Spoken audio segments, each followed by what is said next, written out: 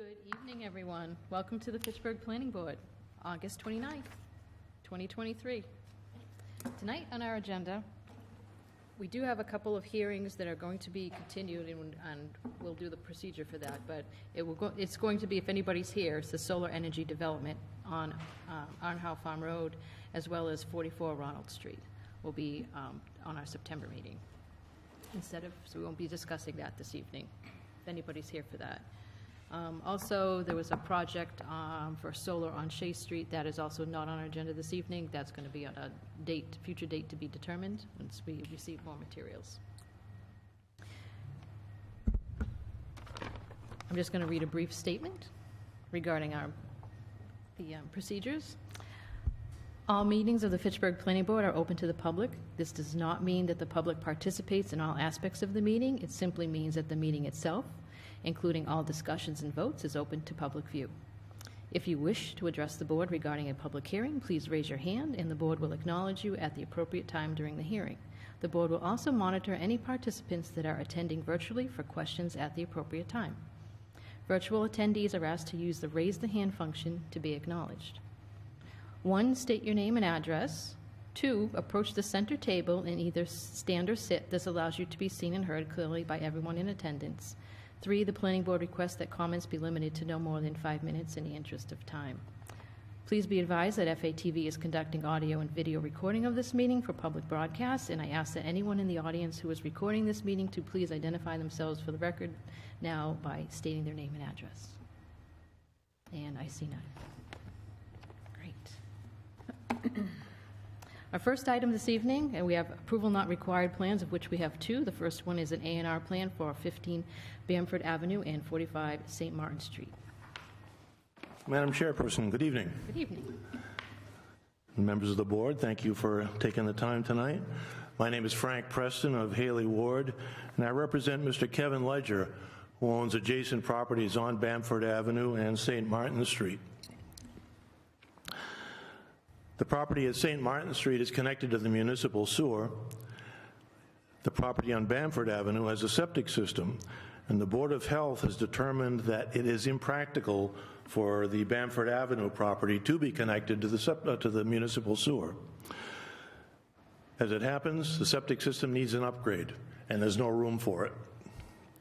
Fortunately, the adjacent property at St. Martin Street has a little extra land available.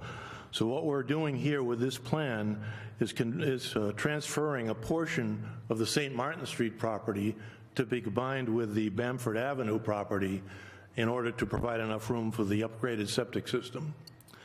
My client, Mr. Kevin Ledger, was savvy and approached the building commissioner before he did anything else. And the building commissioner informed him that the only concern about zoning that he had was to make sure that after the conveyance took place, that the St. Martin Street property still had enough land to meet the minimum for the zoning in that district. And that is what we've done. The minimum zoning area for a lot in this district is 12,500 square feet. We have left it just over that, 12,508 square feet. It's pretty tight with St. Martin Street. The rest is conveyed to the Bamford Avenue property, and that leaves us just enough room to get an upgraded septic system for Bamford Avenue. Thank you. Thank you. Does anyone on the board have any questions regarding this? I got nothing. Pretty straightforward. I'm glad the applicant was able to figure out a way to get his septic system done, so I'm all set. It's got standard statements, frontage is met, access to the lots is achieved, is satisfactory. All right. We can, do we have a Mylar somewhere? To sign this evening? Do we have a Mylar? The Mylar? To sign? Yes. You can put them on the table right there, and we'll just do what we did before and just go up one by one. That way we don't need to vote on it. Would you like to make a motion to approve?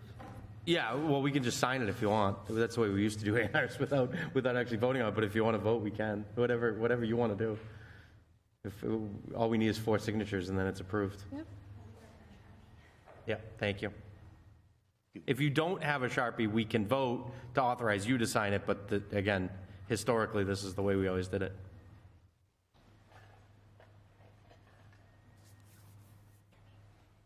The magic pen.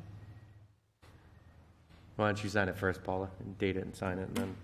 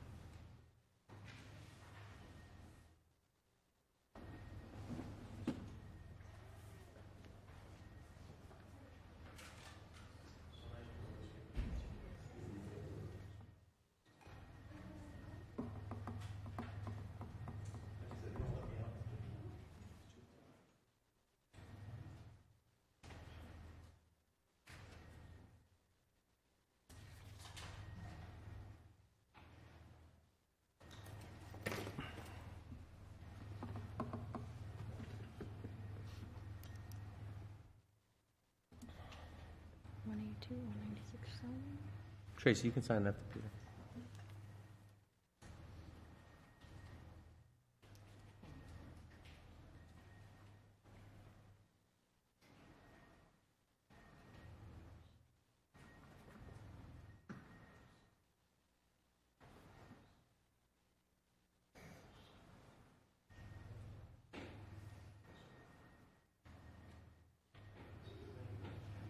You want to sign it? Great, no, you go ahead. Yeah, just,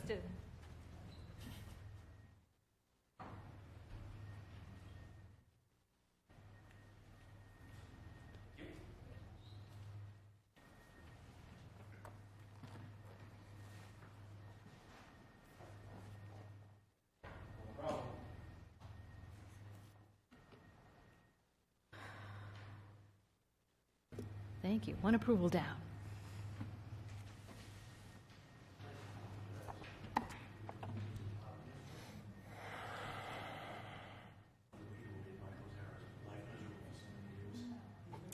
Definitely not the case, Frank. All right. All right.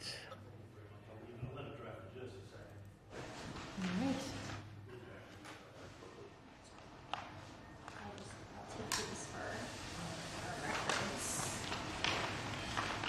And the assessor's office. Thank you so much, everybody. Have a Thank good you. evening. Good to see you, Frank. Thank you. Good luck. Our next A&R this evening is for 182 and 196 Sheldon Road.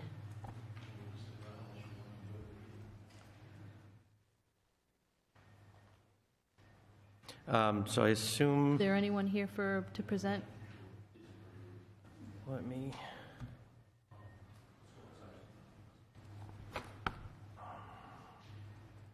Somebody's Maybe Yep. remotely? Yep.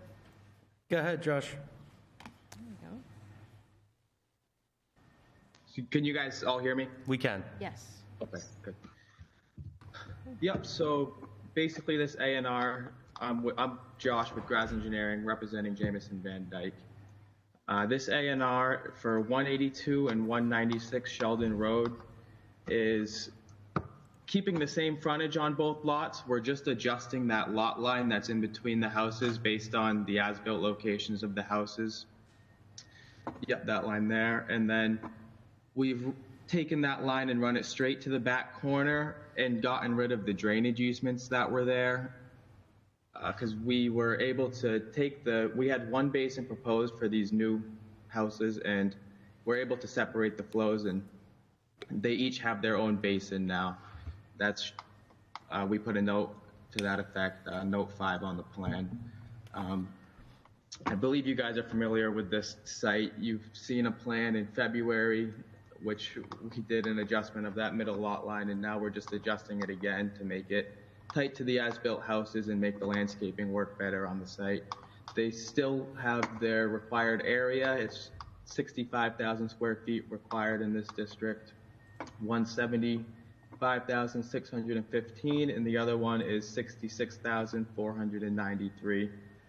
The frontages, like I said, haven't changed, and the lots are designed to meet the setbacks for the as-built houses. Perfect. The shape shape factor is also the same, or also conforming with the zoning. Great, thank you. Thank you. Yep, no problem. Any board member have any questions regarding this? Okay. All right, do it, Mylar? Is there? I did drop the Mylar off. Yep, we got it. Thanks, Josh. We're signing it now. Thank you.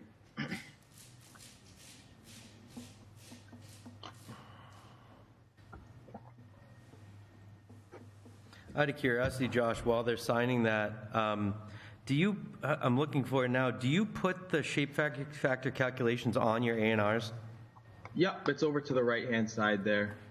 Okay. So under note 4, Yeah, yeah. there's the proposed lot dimensions. It's under that. It's the Yep. very last line. in Perfect, that. yep, absolutely. Good.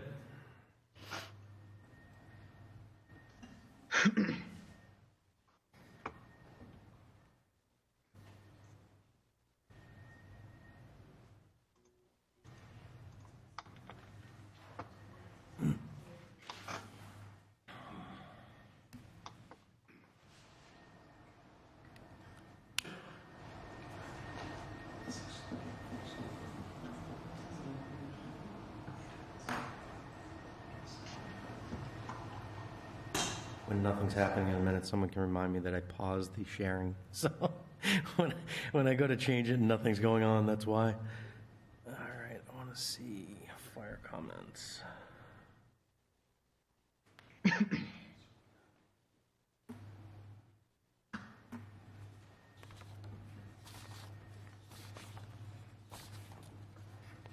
Print it?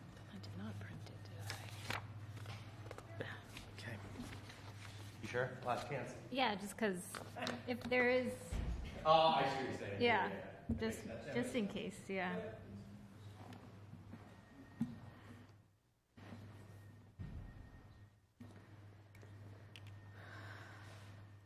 I like writing my name on stuff.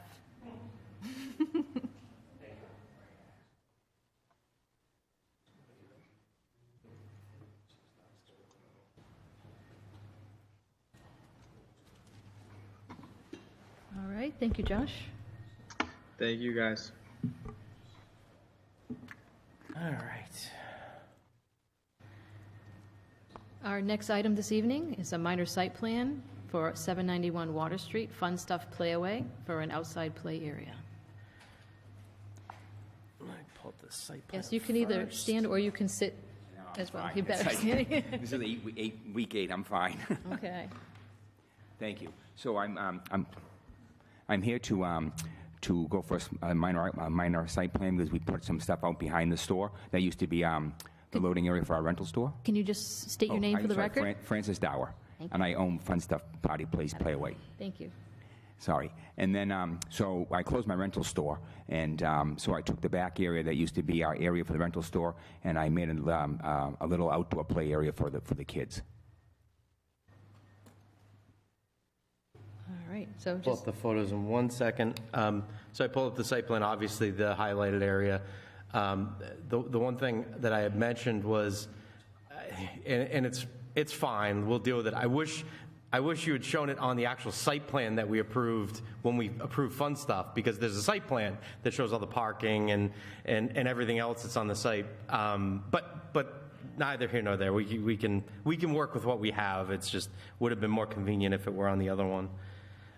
So I'll go through these photos, and you can kind of, if you want to explain as we're going through.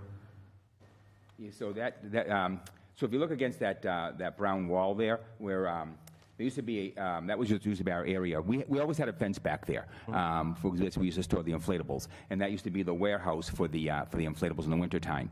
And because the indoor place is doing much better than the rental store, and a lot easier for me to walk Yeah, with, no, to be you honest with you. showed it on I got rid of the rental store. Yeah, you and can leave it there for now. So I'll give it basically, I back just to you used when the we're outdoor area for some more stuff for our kids. Yep. okay. And these are all just different angles. This is, which direction is this? This is looking at the, The Wachusett? zip line is going to be coming towards you. Yeah. And then obviously the play area. I have warped walls against that. The black are warped walls for the kids, and the brown thing that's down is an inflatable rock wall. Okay. So we did ask the fire department for some feedback, just because it goes right to the property line, and there's an aisle between the buildings, because we want to make sure there's enough space for fire trucks. They actually stopped by. Yeah, so One of them stopped by. So instead of doing a third party, I'll read what Captain Kring had said. He said, on July 21st, I visited the site of Fun Stuff Party Place at the request of Mark Barbadero to determine if the space between the buildings is adequate for fire apparatus. It was determined in my visit that there's adequate space, but it's recommended at that time that no parking spaces be placed along the fence, as there were some vehicles parked in the area along the fence. Fire has no objections unless something has changed since then. I will say, when I drove past there the other day, there was a car parked along that fence. Okay. I did see you have no parking signs on the fence. They must have told you to put them up? Yes. Because it's actually in one of these photos, this one, you have see right here. That's fine. You have to monitor that as well. You can't have cars parked there, whether it's yours or people coming and going. I know the one issue, and I'm glad it's because you're successful, but the one issue you have on this site is people park in places they shouldn't be parking. And it happens pretty much every time I go there. There's cars parked too wide in the alleyway, or, whatever. We did notice, and Paula, I don't know if you specifically wanted to go over individually. So when we had when we did the site plan, and this was an 05 one, but we did one more recent So than this. there was we approved a site plan in 2018.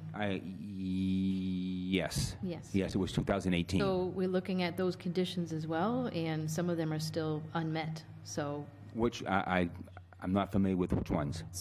Adding curb stops, the whole front parking, supposed to have curb stops to prevent people from going So to the that would building. be, I think, my landlord. Well, it has to be done. Right. It was a Well, permit it's a condition permit for your condition. site, whether it's your landlord or you have to negotiate with him to have Yeah. it done. Right. So those have to be done. Also is marking of the handicap parking space. I see a blue area, but there's no handicap sign. And that's another thing that I have noticed in the past is people always park there, and they're not parking there because they don't think it's a handicap spot. So it needs to have the designated size, hash marks, and handicap logo that you need for a handicap spot. My daughter's in a wheelchair, so that one's very much irked me over the last 5 years. And I mentioned it at one point about 4 or 5 years ago, and I think that's when it was painted blue. I forget. This goes back a ways. Yeah. But it was never actually marked as a handicap space, so that definitely needs to get done as well. Chantel, do you have the 2018 I emailed? Let me see. I just want to make sure I just touch bases on the site plan. Are you talking about the decision? Yes. I have the decision. You sent it to me last night. Hold on, let me just go to my email. Actually, let me pause the share here. Right here, site plan approval. Resume share. It's important for the curb stops, because you can just roll right up to the building, particularly with So the this was, clientele. okay, so, Right. note site storage of goods to be visible from Water Street, install concrete curb stops in front of the building, that was condition number 5. Install landscaping around parking entrances, which I understand it's not your business, but that really wasn't done either. Actually, I think You have the landlord- boxes, which were a different condition altogether, the planter boxes. Right, because I believe there was something attached to Active Life also. There was Yeah. some stipulations attached to Active Life when they went in that the original landlord never took care of. So, and I think that's why my current landlord put in those he actually put some And in. that one's not a big deal. That one's, I mean, like I said, I kind of get that. As long as you try and keep your area as well maintained, and you have been, it's it hasn't been a particular issue. Parking lot to be maintained. Yeah, right. There's 2 handicap spaces on the site plan that we approved in 2018. You should have this, I assume. You guys drew this. This was, oh no, this isn't theirs. This is Active Life Care. This is for the. Right, that's why I was. So Still part for of the, it. yeah. So for the site plan for Active Life Care, they have 2 handicap spaces in front of your building, which were marked. I suppose. I mean, for the sake of argument, there has to be at least one. I mean, I hate to say Yeah. that it Well, shouldn't I match think that. there is one in front of the active one Right, here, but I'm not sure. if Right, and I have a double, I just took a double space and painted it blue. Yeah. For handicap. Yeah. I did not put a handicap. Sign. Yeah, yeah. And that's really what we want you to do. Yeah, and I can have it stenciled on the pavement, but it's just a double spot that I painted blue. Yeah. As a matter of fact, I repainted it earlier this year. Yeah, perfect. And so, but I can have the stencil. Yeah, it's on an that. easy fix. It's Right. just, I mean, the rest of the stuff is generic. So just the curb stops and the handicap parking space, those are in keeping with the approval for, this was specifically for you for your property. So, Oh, the signed one. Fun Stuff Party Rentals, Get It Done Rentals. So if you need a copy of that, I'm sure you can contact Community Development and they can give it to you. But like I said, pretty straightforward. Oh, yeah, it was the 2005 plan. Yeah, the 2005 plan's right here. Yep. This is a different one. This one doesn't show the handicap spaces in front of that area, but at that time it had been, No, but it showed this here, yes. right, but the other plan had two over here. Yep. So, part of the problem is you have multiple tenants in a building, and now we have three different plans, and we're trying to mesh them all together. You haven't done anything necessarily wrong, nor has the landlord, but you had someone draw a plan, they had someone draw a plan. Really, what should have happened was there should be one plan that is the whole site. So if things are done in the future, we probably would request that, just that you coordinate with the landlord to show how much parking they need for the business in the middle, for the restaurant at the end, whatever else is on the site. But for now, it should be a non-issue. Does any board member have any comments? Any questions? Pretty well set. Okay. So we're thinking of they did add the no parking signs to the fence area in the back, but we're just making sure that it's monitored. It says no Yep. parking in the aisle. It's not even on your property. It's on Wachuse's property at that point. And obviously, the principal reason is we need to make sure that if a fire Stays truck clear. ever needs to get through there, Right. they can. Not just for you, but for Wachusett, because that's an operation that used to be pretty large scale. So we want to make sure that they can get back there and not Add have the problems. concrete curb stops per the I will last. talk to my landlord when I see him about that, okay? Perfect. And adding the handicap sign, the parking spaces. Will a stencil on the blue work for a handicap sign? No, needs to be, because when you have snow, it doesn't work. So you could do both, should be. But it should just, be on a post. How close is it to the front of your building? You might be able to do, Or if post it's it on the building. against the front of your building, you might be able to do a sign on the building. No, there's like a 10-foot walk space between and I think it's right in front of the glass windows, if I remember correctly. Okay. So I'll figure it out. There should be a post and a sign Right. to make sure that people know that that's handicap parking. It's more it's as much for the people to not park there as to let people know they can park there, meaning people with a handicap placard and plate. So All right. Anybody? Okay with that? And those would be completed before you utilize the rear area?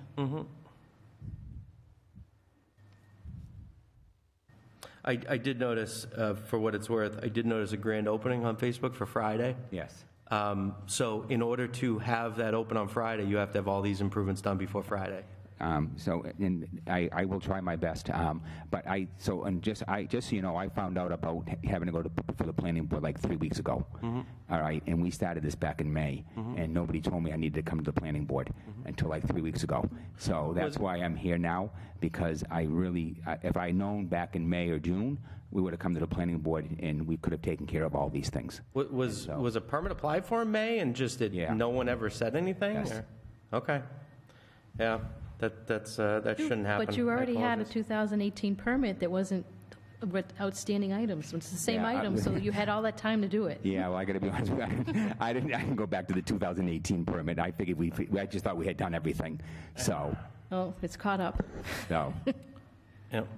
So but I appreciate you addressing it, and I appreciate your business and the expansion, and I hope it's very successful. Thank you. Now, the board would like to take a vote? Yeah, I'll put that in the form of a motion. Second that? Motion's been made with the second. All those in favor say aye. All those opposed say opposed, and I'll take roll call. Alex? Aye. Alin? Aye. Amanda? Aye. Paul? Aye. Peter? Aye. Tracy? Aye. Paula? Aye. Right. Best Thank of you. luck. Thank you.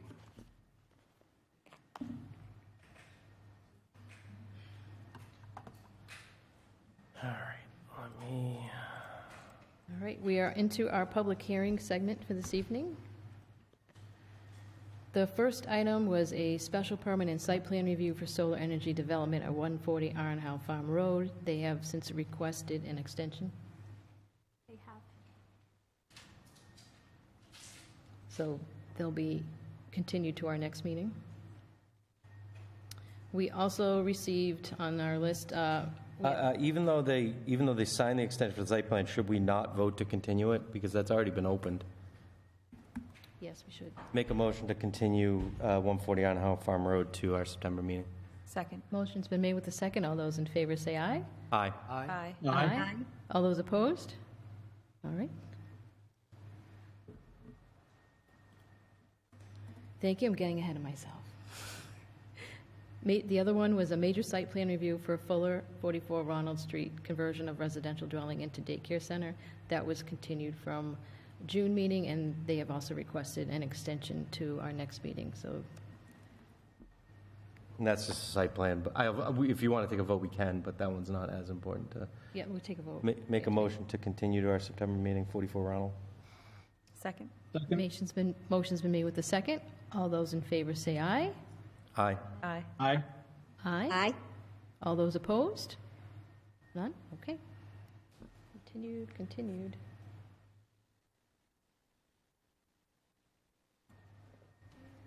And I'm going to take this just slightly out of order. We're going to hear a major site plan review for 567 Crawford Street for a life flight at the municipal airport for a proposed hangar and quarters. Oh, yeah, you can have that back. Thank you.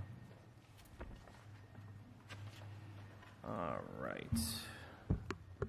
The hearing section is open to public comment when we get to that point. Trying to pull up the site plan, but it is very, very slow. Oh, is that the one you want up? That's good to start with. Okay. Whenever you're ready. Okay, good evening, Chairperson Karen, board members. Thank you for the opportunity to answer any questions that you may have tonight. I'd like to introduce, on my right-hand side, Travis Mitchell. He's the PE responsible for the design and construction of this new hangar, and he's with N Number Holdings. On my right-hand side to the back, Melissa Orkompau, she's with N Number Holdings, and also Bill Stubber, who's with Air Methods, this gentleman here. I'd just like to remind everybody, well, maybe not everybody, but definitely Paul and Chantel.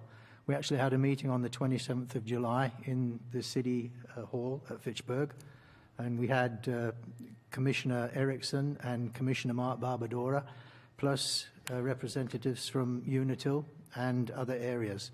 And based on that, we hope that we've put everything together, that Travis has put everything together to answer your questions this evening. So I'll just hand it over to Travis now. Thank you. Thank you. So this is, if you can zoom in a little bit, Yeah. Paul, on the, yeah. So, yeah, the building there to the left that he's doing past, yeah, that's the existing administration building. And then the proposed facility is a 50 by 80 pre-engineered metal building, pretty basic architecture, consistent with the buildings that are on the airport now. Single slope roof, which is actually similar to the administration building. Color selected by Peter to be consistent with other buildings out there. It's actually positioned over the top of an area that was a prior hangar at one point, so it's primarily asphalt and concrete now. So it's being, you can kind of see that in the aerial. So it'll be positioned in that area. The 50 by 50 hangar includes living quarters to the rear and a place for helicopter storage to the front. The living quarters. Oops. Yep. Let me get to that one. Yeah, you want to jump over that floor plan? Yeah. So zoom into the top, if you would. Yeah. So the apron when the main overhead door would be to the left. Obviously, the helicopter's positioned inside. The living quarters includes 3 bedrooms: the pilot, the medic, and the nurse. A common area, small kitchen area, and other storage areas. The entire facility will be sprinklered. The facility is connected to existing water and sewer, municipal water and sewer connections. Yeah, that's pretty basic. If can I answer any questions for you? So let me pull up so everyone can see. There's elevations in here somewhere, right? There is. Is it on the It would floor? be actually the next page of There that we sheet. go.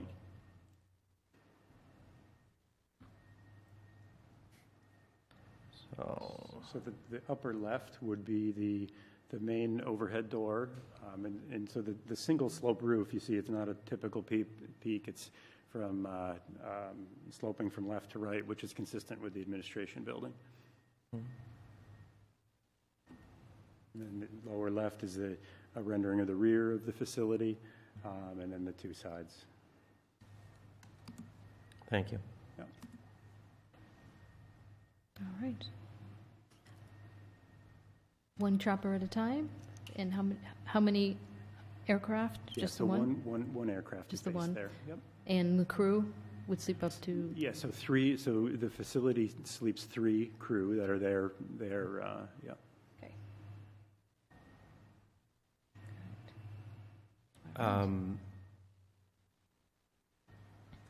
We did have a comment from, we did get some response back from some departments. Yeah, I can pull those up if you want. Fire chief and I met with the developers July 27th, reviewed the site plans and building plans. The building has a fire sprinkler system, fire alarm system. No objections or concerns. That's from FFD. And police is approved as designed. And that's it. What's the proposed signage? Yeah, so I wanted to mention that we don't require much for signage, but we do need an 18 by 24 It sign. actually, it just showed up. It's on here, right here. Oh, and right on the building. Well, actually, it was on the previous screen. Oh, I thought you had it, yeah. It's a small sign, 18 inches by 24 inches that gives the emergency phone number, and yep, there you go. oh, so you're just talking about this That's right it. here? Actually, just a little placard at the door. Yeah. Yeah, I was trying to say that it's much bigger on the side of the building. Yeah, that's, The back of the building, I guess. yep. And that's, yep. Great. Okay. We did run these through engineering department, and we did receive some comments which we've addressed in the submission that you have. Okay. Technical in nature related to water. Two questions, technical, that have nothing to do with your approval here. But the first one is, did we ever figure out what that culvert, catch basin, whatever it was, that was full with water, what it ended up being? We did.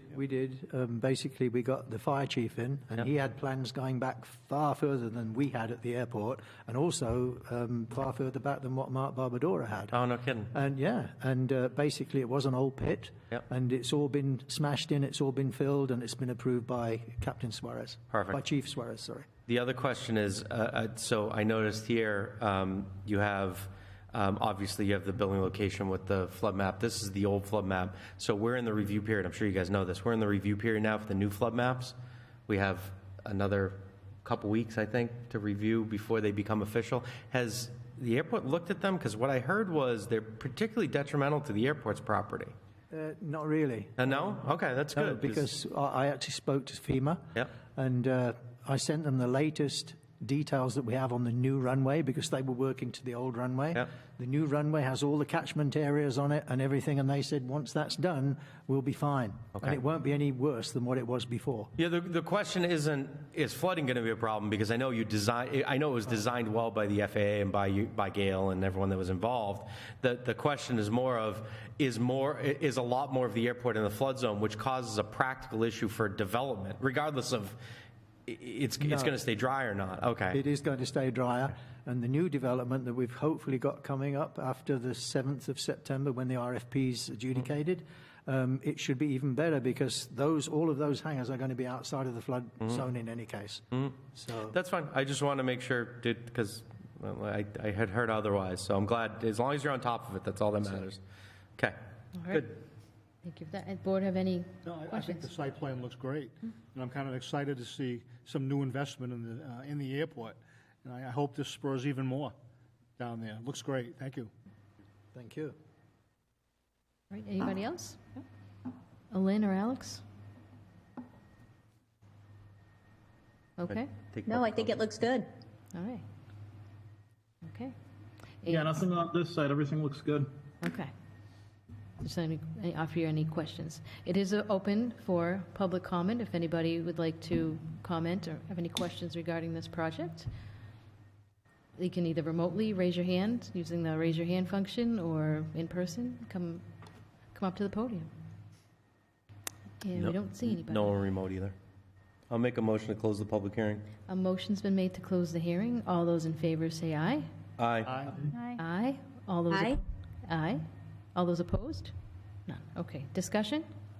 I got no conditions other than the designed as written here. I'll make a motion to approve the site plan review for 567 Crawford Street, the proposed hangar and living in quarters, it says, however it's written. Okay. And I was just, as long as it, anything standard like abiding by stormwater requirements and snow. Second that? A motion's been made with the second. All those in favor say aye. All those opposed say oppose, and I'll take roll call. Alex? Aye. Alin? Aye. Amanda? Aye. Paul? Aye. Peter? Aye. Tracy? Aye. Paula? Aye. Best of luck, guys. Yeah, good luck to you. Thank you very much. Appreciate the time. Thank you. When just Peter, just before you leave, when I know we talked about the RFP and the stuff maybe coming down the line. When you get to that point, before we're ready again, we should have a sit down just to talk about like what Mark Barbador and I talked about having a new site plan for the whole airport.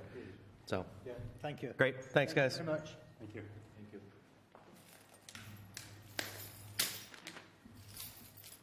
All right, our next hearing this evening is special permit and site plan review modification from 2021-10 City Storage at 0 Lancaster Road, modification of site plan consisting of changes to the retaining wall and house placement. Continued from the July meeting.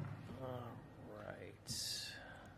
Thank you very much. Members of the board, my name is Greg Roy with Dillison Roy Civil Design Group, and we were here last month to present some proposed modifications, and we at that time asked that you keep the hearing open, which I know is a little atypical from an applicant, but we wanted to give ourselves enough time to present the additional information that we had discussed, that was memorialized in the 2021 decision, but also discussed at the meeting last month.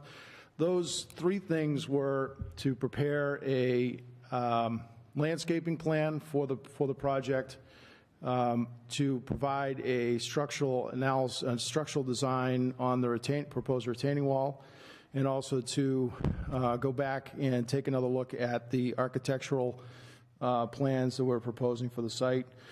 We did submit all three of those things, as well as a revised site plan. We did change the house boxes on 2 of the lots, so we updated the site plan to make sure that those were accommodated.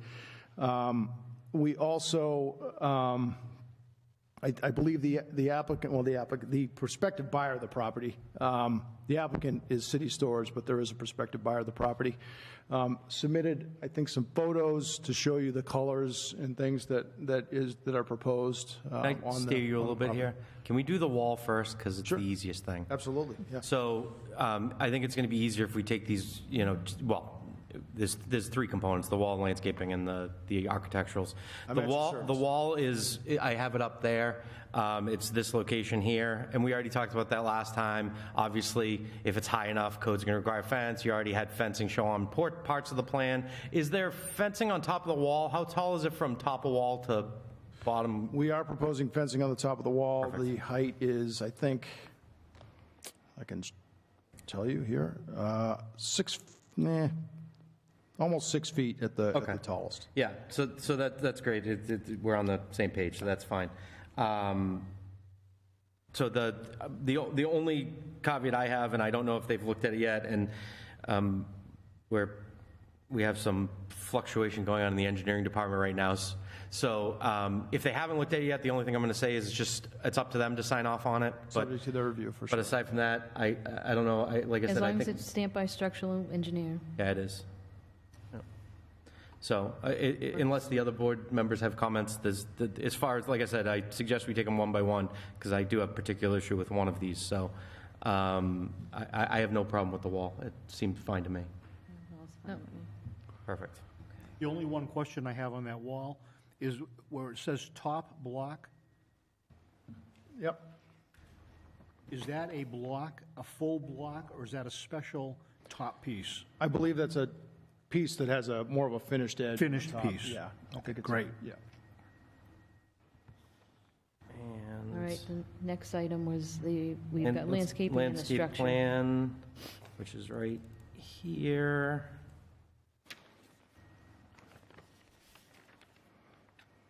So it looks like these, and I don't know if you want to walk us through it, Greg, but it looks like arborvitae's between each building or some sort of planting. I don't know what it is. Yeah, we tried to do a combination of some plantings that would separate the, the facilities and also some anchor plantings that would be typical around the front facade of the buildings.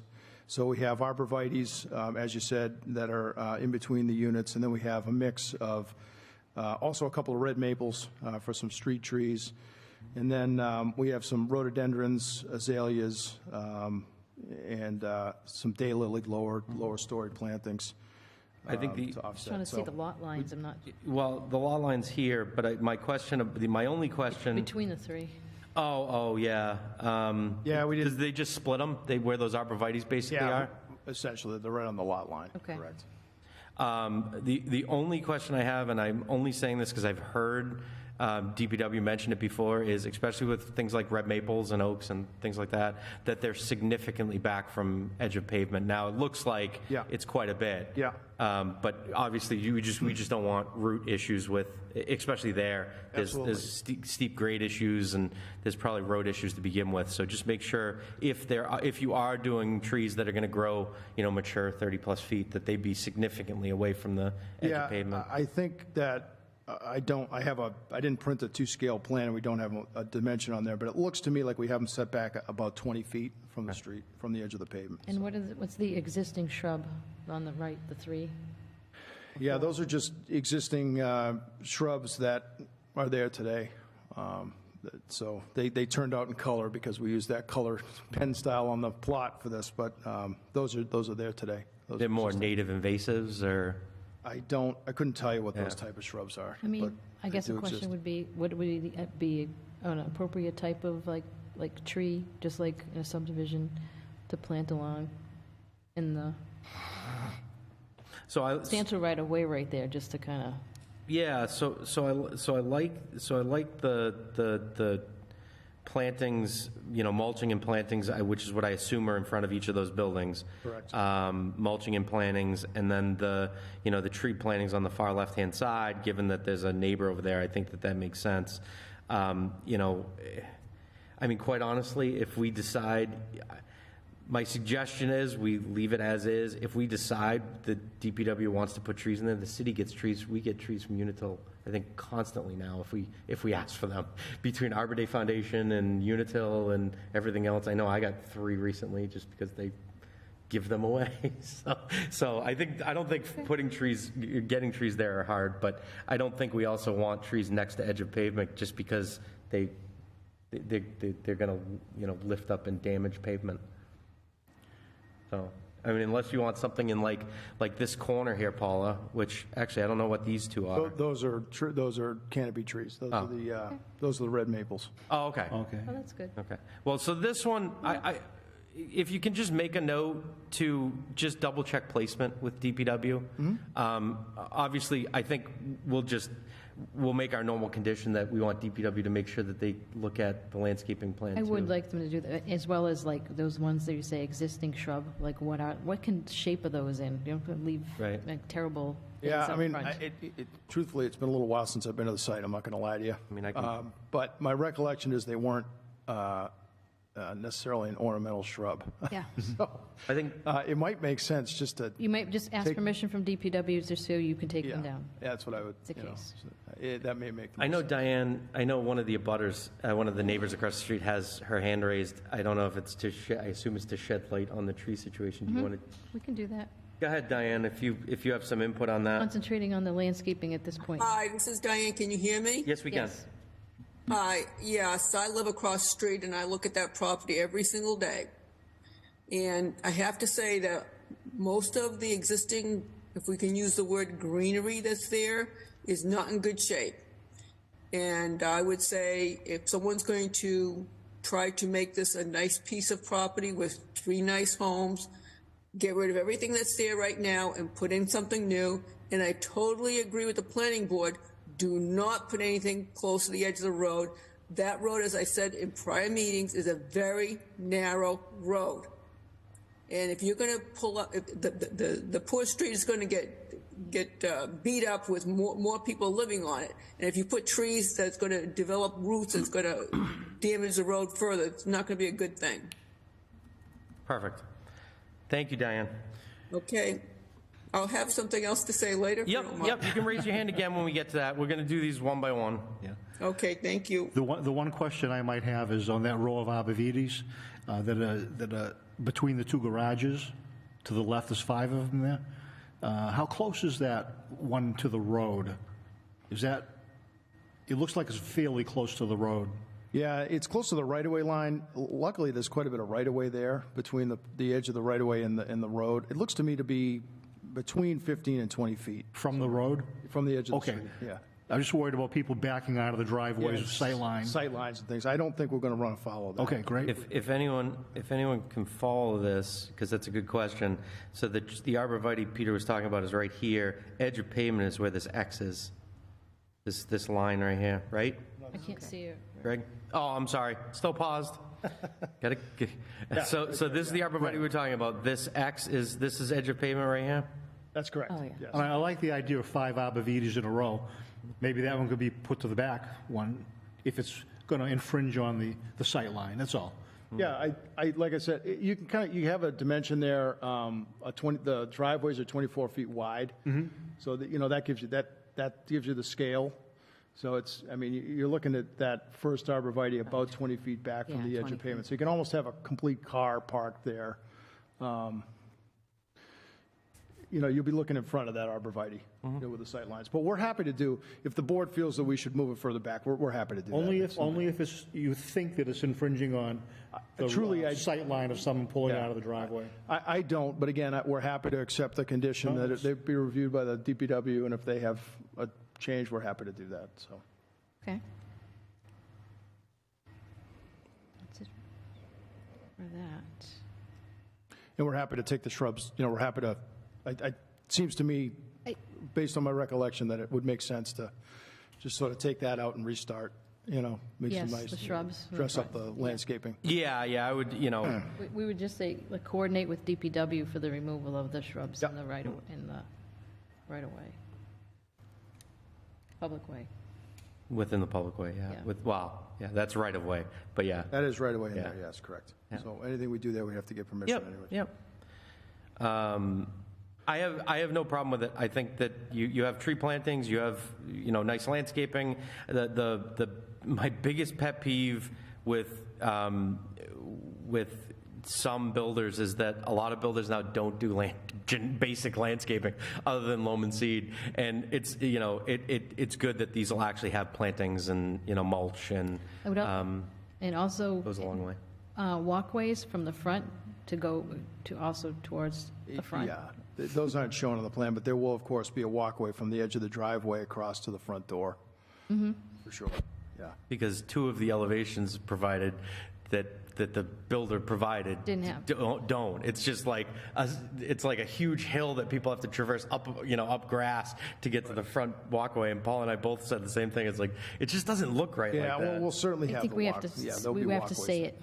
Yeah, no, understood. Yeah, no, there'll be walkways from the driveway. Perfect. Of course, up to the front door. Walkways. Was there any other comments so we can move forward from this? I'm fine with the landscaping plan. I guess I'll ask, and us focusing on the landscaping, is anyone in the public want to talk about the landscaping aspects? Okay, so we'll move on to architecture. Okay. All right. So I have to pause this for a second because I have to find my email with that one, because that was via email. We're talking unit 1, 2, 3, left to right. All right. Let's see here. The pictures of the houses? Yeah. 3-lot subdivision. All right. Subject. Oh, yeah, it was an email. I'm sorry. Say that again. 3-lot subdivision is the subject. Oh, did that make it in the Dropbox? No. Oh, that was from the email that Chantel sent, right? Yeah. Yeah. Yeah. All right. Yep. Perfect. Okay. All right. Now I got to make these small enough to see. There we go. All right. Resume share. Okay. So this was the first one, and as you can see what we were talking about with the just lack of a walkway or anything else. So this one, just for the reference, this one would be put on the lot closest to Newton Street. The far right lot, correct? Lot 3A, yes, the far right lot, as you're looking at it, yes. I mean, some of like the walkway issue, where the electrical is located is not satisfactory, right in the front of the house. It's so That's terrible. It's so weird. Like, anyway. And also, there should be some type of either smaller gable or something over the front entrance with some columns or posts. It's just like, here's flat, and then you have this giant concrete pad with nothing on it. I kind It of just seems to be a little bit more like, yeah. I wanted to hear from the rest of the board if my thought. the consensus was they thought this was a good-looking house. No. That's what I wanted to know before I say anything. I definitely expected more personality, like in the house after the last meeting that we had and discussed the elevations. Like Paula just said, like just putting a gable over the front door and maybe some railings going into the house would be nice. So like the garage doors. I mean, even the But lighting. it does look like you just like slapped a house in the middle of. I mean, it's low quality of construction. This design, it's low quality of construction. I praise houses all day long, and it's pretty baseline, about as basic quality of construction as you can get. The picture window on the top too, I don't know who designed that, looks terrible. But I mean, aside from that, I don't have a problem with having a house with a garage under, or the actual design. I have some recently built properties, recently built and proposed properties in Fitchburg, to kind of give you an idea of what other developers have done. But aside from this one, because I wasn't aware that the intent was these were for individual lots. So it sounds like, let me go through them here. It sounds like his intention is to have one of the capes or ranches on one of the lots. Are these specifically designed for each lot? On the email it said one lot 2. Okay. And you could see on the plan, the one with the farmer's porch was way to the left. Yep. Yeah, generally speaking, John, correct me if I'm wrong here. So just so you know, on that first house that's been lived in for 3 years, I haven't been doing any of the maintenance to the place. So, and that, the only reason I suggested that, and I understand what you're saying as far as it just being another colonial that we tried to spice up a little bit, and it is that, exactly.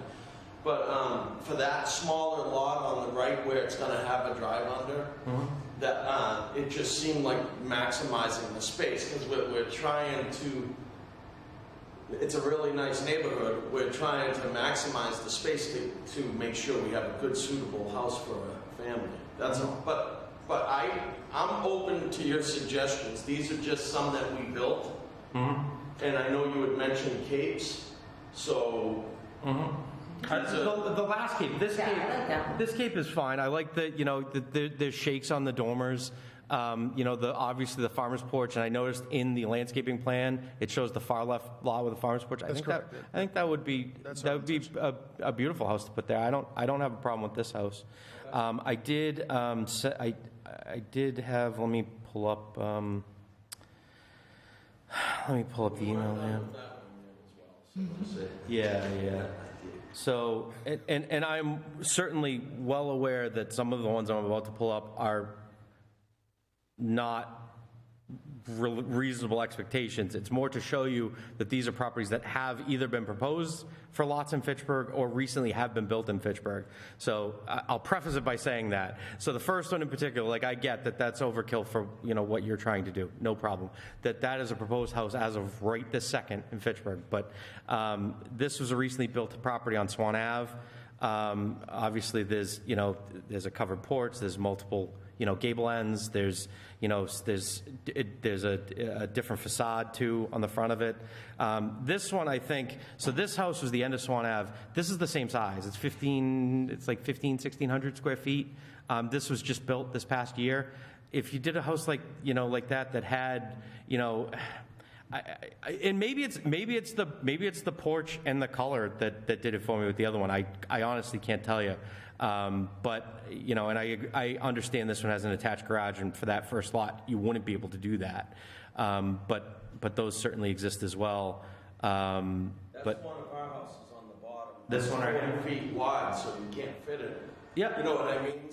So the point of it isn't to say build that house. The point of it is to say that you can do a house with multiple design options, with stepping one portion of the house front or back, and then you can have whether it be two-tone in certain areas. If you have a covered porch. I think the porch does a lot to make it a little more upscale. Obviously, these are Carlson houses, the last two, which, this one, I had similar issues with this house too, just because it's trying to do too much. But again, the point of the whole thing is that it's more than just. It's more than just a plain vinyl box, which is really what that house is. I only have a major problem with the first one. That's it. So I had put that in as our first choice, only to maximize the square footage. But we have that white cape that would work if you go back. Yeah, the second one I'm trying to get back to. That would work perfect on that same situation, and that's one of the houses that we've built right here in Fitchburg. I have an issue with that. That is terrible for a front entrance to look like a suspended deck. That is not like a welcoming aspect at all. Agree. Paul, can you go back I to look at that going like, am I looking at the back? To that illustration of the house, the third on the left, as proposed? The one that I did? No, the one right there. Okay. Right there. I think the house looks okay. And I understand what you're saying about maximizing the space on the lot. I like the idea of the garage under like that. That's perfect for the layout of the land on that lot. The house is a generic colonial, and I think what makes it look unappealing to a lot of people, I think people are tired of that color. It very well could be. You're right. Yeah. And that would go a long way in making it more appealing. Secondly, on the home, I think it would be nice if it had a little more detail and a little more focus on the entranceway, maybe with some kind of a covering over the. Absolutely. That would make it stand out a little more. It's also there's too much of the same material in the house. And I think it could go a long way if you changed up some of the materials, probably with a different type of siding, a shake, or something like that in some areas. And then two-tone it up, and then it's a beautiful looking house. If you make the maybe the center area. I've seen a lot of houses like that with a fox stone front to it. So a change up of materials, and I think it'd be fine. The applicant actually handed me this before we walked. You brought swatches? Yeah. He's looking to go in the palette like this, right? Earth tones. I have never done this before. I'm not an architect. Civil engineer. I hear you. There's a lot of different varieties that are available, and he's looking to certainly not use the same one lot to lot, and there's certainly options for mixing and matching on houses. I'm not an architect.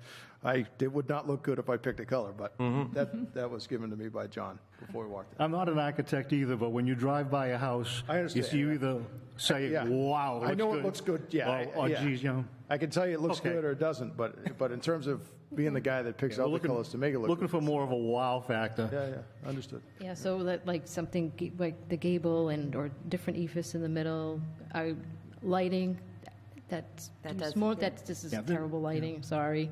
This looks like emergency lighting versus like carriage house or some type of lighting on the building, just to add to the, the scale doesn't work. Yeah. The scale doesn't fit there. Yeah, in this particular instance, you'll probably have to choose the lights for them, Yeah. though. I think that, I mean, the doors are fine, the garage doors are fine, even the front entry doors, you know, it's better than a typical, you know, like 6-panel entry door or whatever. It's fine. I think the board's right. You kind of, you work on, if you want this design or a design similar to this, you know, I think if you had, you know, like a covered porch entry and a change of color and a change of material maybe for that middle section, it might be palatable, but it's the same with it's the same conversation with that cape. If you decide to go with this cape, it needs something. Like the dental molding on the top here is terrible. We have a local builder who used to do that all the time and stopped doing it just because I think they realized that it's no longer in. I don't know. I don't think it's in anymore. But this one, you could easily match this one to the one we already said. Oh, sorry, the one we already said looked nice, like this one. Just have a garage under where you have, you know, the shake dormers and you have a covered porch and you have the garage under. I have no problem with that either on lot 1 if that's what you decide you want to do. I just think it's the porch, the one you presented that just shows it again like a deck. It really should either be a porch that goes like down to the ground, like stairs, like an entranceway. Probably extra wide would be nice, or a porch. The only other suggestion I'd have, and the chair already mentioned this, is because we're starting from scratch and this is new construction, and you're going to be doing a lot of excavating on the lot, I would love to see that electrical maze maybe move to the left-hand side of the house rather than be right on the front. And that would be a nice improvement over the overall looks of the house also. Yeah. You wouldn't put them on the front anyway. You would put them left or right. That's done by Unitil or National Grid where I go. They put a sticker right on it, and they choose the pole. They tell us if we need an extra one, and then they say where it goes. I don't get to choose that. I do know that is open to interpretation a little bit. I've had similar things done. You on can property. finesse that conversation with them, trust me, because that's why no upscale builder will allow them to put it on the front of a house. You won't find a good quality house with an electrical service on the front of a house like that one was. But I also don't think that there must have been a weird instance with that particular building, because I was going to say, because I appraised, you know, thousands of properties, and I don't think I come across that more than once or twice. So, where you have an electrical service right on the front of a house, unless it's 100 years old. So, I agree with that. It obviously, just if you look at the pole locations in the plan that Greg did, it's gonna work out much easier on that subdivision for where. So what would you like? You'd like that one with different colors and a portico in the front? I don't mind the design at all. Yeah. A nice rich color, a darker color, two-tone trim window at the top or with something? the home, maybe some mixed materials with the home. Try to move the electrical meter if you can, and those. What's that big window looking, what's the view from that window? With the picture What is window? it gonna, yeah. I'm not a fan What's of it that. capturing? Is that just a What do you foyer? Is that a room? Like, are you looking at the house across the street, or? It's in an open foyer. So is it like a light So in it there? goes all the way And the up. light. Let's light in the foyer. Oh. So you don't actually get to look out that window? You can if you're up on the second floor on a hallway. That particular lot would look out onto Lyman, really. I mean, it's like almost center line with Lyman. So it's, It might look better there. This is just a suggestion. All the windows are rectangular in shape, and that one is also in the middle of the house. It might be a good idea to change that one up and make it a little different architecturally with an arched window maybe, or something like that. What would you like? A nice-looking Palladian window. With the circle top, you're saying? Yeah. We could put a circle top. A circle, I've done that with a circle Yeah, top. nice looking. I don't, yeah, I agree.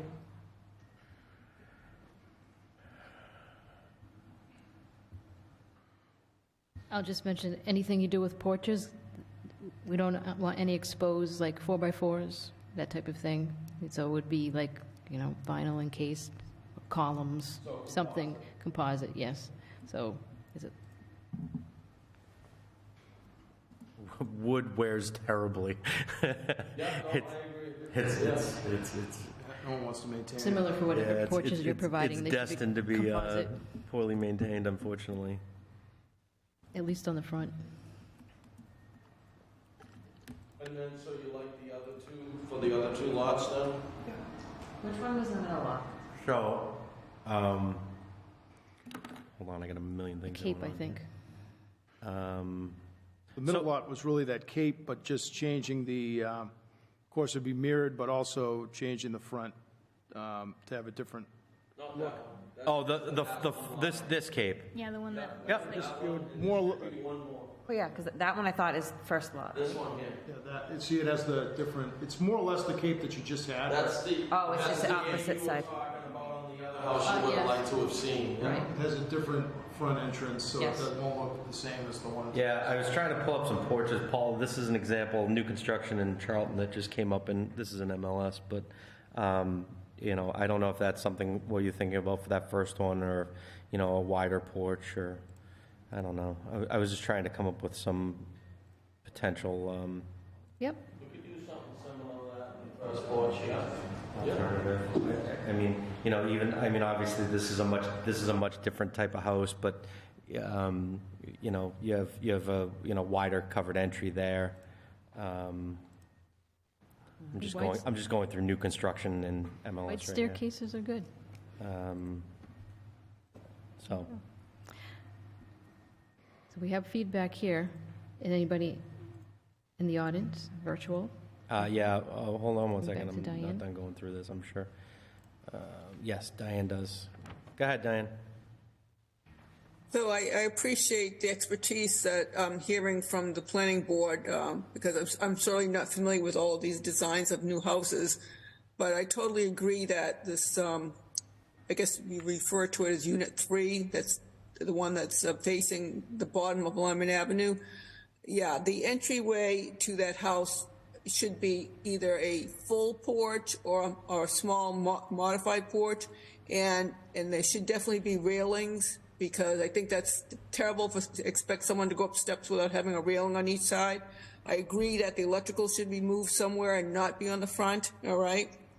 But yeah, if this is a picture of what that third unit would look like, that would look terrible. Mm-hmm. Okay? Yeah, I agree. Some changes should be made, and I think the builders. I really like the design of the first unit with that full porch. It's very attractive. I think it will be a great addition to the neighborhood. That style, that home right there, yes, I like that a lot. And I like the idea that there's steps and there's railings. It's very attractive, and I agree. I don't know which planning board member said it, but this definitely looks like a quality home, versus the design for Unit 3 does not look like a quality home. Mm-hmm. Okay? The only other thing that I wanted to say, I'm not sure if it's just part of this specific discussion, was that it looks like, and this is just from what I'm saying, it looks like the houses have been shifted more to the left. So this third unit, where at one time was a little further down Lancaster Street, now it's directly at the bottom of Lyman Avenue, okay? Which is fine, but fine and dandy by me. Doesn't make any difference as far as that. But at one point, if I remember correctly, this was further to the right, going down Lancaster. The part where the driveway and I'm looking at what you're showing up on the screen right now, where the driveway ends and comes onto Lancaster, that's where Lancaster Street kind of goes like down the hill. Okay? And I have to tell you, that person who buys that house and tries to get in and out of that driveway, they're the ones that are going to have the most problems. Because Lancaster Street, again, as I've said many times already, is a very narrow little street. And people who are going down, especially the ones that are coming up from, because now we have more neighbors in our neighborhood.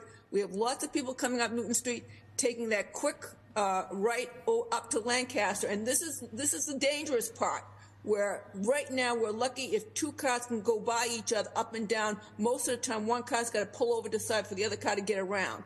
And if this driveway I know exactly where that point is, and they're going to have a hard time getting in and out with traffic going up and down Lancaster Street. I'm telling you right now. There could be problems, and I'm thinking especially when the snow starts to fly. Yep, they'll certainly have to they'll have to wait for traffic on Lancaster Street to exit out onto it. I'm sure it's the type of thing where it'll take them some getting used to, but whoever owns Unit 3, that's just going to be part of them exiting their property.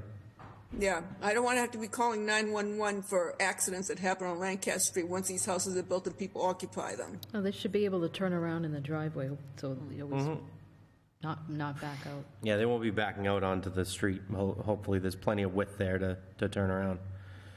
And can I ask about the retaining wall? Now, where is the retaining wall all along these dotted lines all around the back? Is that where the retaining wall is? No, it's this section right here, from this corner to here, this corner. So it's just around the corner of the driveway. That's right. So what's going to happen? Where is it? What does all these little dotted lines mean in the back with the X's in front of them? What does that mean? All these dotted lines. So this is a vinyl fence that they're going to do. So that line actually. The X is the vinyl fence, right? The X. So I'm sorry, the X is the vinyl fence. So the vinyl fence is going to go here and down, around, all the way down the property, and that's just the edge of clearing, the dotted line. Yeah, I mean, we just trying to. It's a slope, of course. Everybody, right? So we used to have the retaining wall used to go that entire length all the way down where those X's were. Although we don't need the retaining wall because of the reduction in the size of the house footprints, we thought it would be best to put to keep the fence in that area. The other line that you're seeing there, that darker dash line, is a temporary erosion control barrier that we'll put up just during construction until the site is stabilized, and then. Okay, so that was the other thing that I had. So again, I want to compliment the young lady or the lady Chantel. She shared these documents with me, and I had a chance to look at them before this meeting. Ha ha. But that's why I'm prepared right now. So I also noticed that. I'm saying to myself, now I thought that retaining wall went all the way behind these houses. Now it doesn't. And so we don't need a retaining wall because you made the houses smaller? I mean, I thought I heard that you were going to do that, right? So we have a much smaller retaining wall. We only have a fence that's an aluminum fence, a vinyl fence that's going part way around the way I can see it right now. It doesn't go all the way around the unit 1. It only goes up around to unit 2. Correct. So why wouldn't you put a vinyl fence all the way around so it'd be nice behind all of the houses? We just didn't feel we needed it. So yeah, they apparently the applicant said they didn't feel like they needed it. If you didn't hear that, Diane. Well, yeah, there's a difference between. Yeah, okay. And that's going to be on the applicant's property as well. Like that fence will be the lots. That bisects the lots, so it's not like it's really shielding either. It's not like it's a barrier fence or a property line fence. It's really just a, Yeah, I mean, from a planning perspective, the only way that, especially because you can't see it, the only way that I would think it would need to be a requirement is if the building department determined that it was a safety issue. I obviously don't know. I mean, I know the topography there, but I'm not standing on it. So I'm presuming that it stops there because it's not a safety issue. If the applicant's comfortable saying it's not a safety issue, then, like I said, you won't see it from the street anyway, Diane. So I don't know what No, I'm just saying. I think it would be nice for the people who occupy the homes, because otherwise they look out their back window and all they're going to do is see the back of city storage, and that's not much of a view. And to be truthful, you know, looking out the front windows, there's not much of a view. They're just looking on Lancaster Street and Lyman Avenue. Yeah. All right. But so Are your questions answered, Diane, this evening? I think so. I just worry about the traffic and the kids. You know, we have kids that go up and down Lancaster Street, you know, to get the buses on Water Street. So I worry about the increased traffic. Well, at least I think I'm glad to see the 3 single-family homes. Agreed. Certainly better than what was originally being proposed. Yes, yeah. We did have, I guess I'll just bring one thing up about the fence, just as whether or not it's contiguous or it breaks on the property lines, because after the fact, if it's one long fence, then it's like, well, what happens yeah. between the two properties? I mean, that's a good question. Like I said, we had that fence on the top of the retaining wall, and we just decided to keep it. I wouldn't be surprised if it was put in it was constructed in a segmented manner where there's a. You break it up at the property line. Yeah. So it's You leave a 3-inch gap at the property line or Yeah. something. Yeah. Something. Yeah. I do like the idea that it makes me feel more comfortable, kind of similar to what Diane was saying. It makes me feel more comfortable that the fence is there, especially those first 2 lots, because they have much less of a level play area behind. That was the rationale. Yeah. So I would leave it there. So I asked a question last month of the planning board after the representative had left, but since the representative is there, I'm going to ask him. Well, we'll ask the board, and we'll ask him if we deem it necessary. Well, I asked before. I said I would like to know who the person is going to buy this property and who's going to be developing these houses. And since he's said something, is it something? Would you like to introduce yourself? I'm John Harris. I'd like to know. John Harris. So it's John Harrison, correct? As of right now, I'm the one. John Harrison? Yep.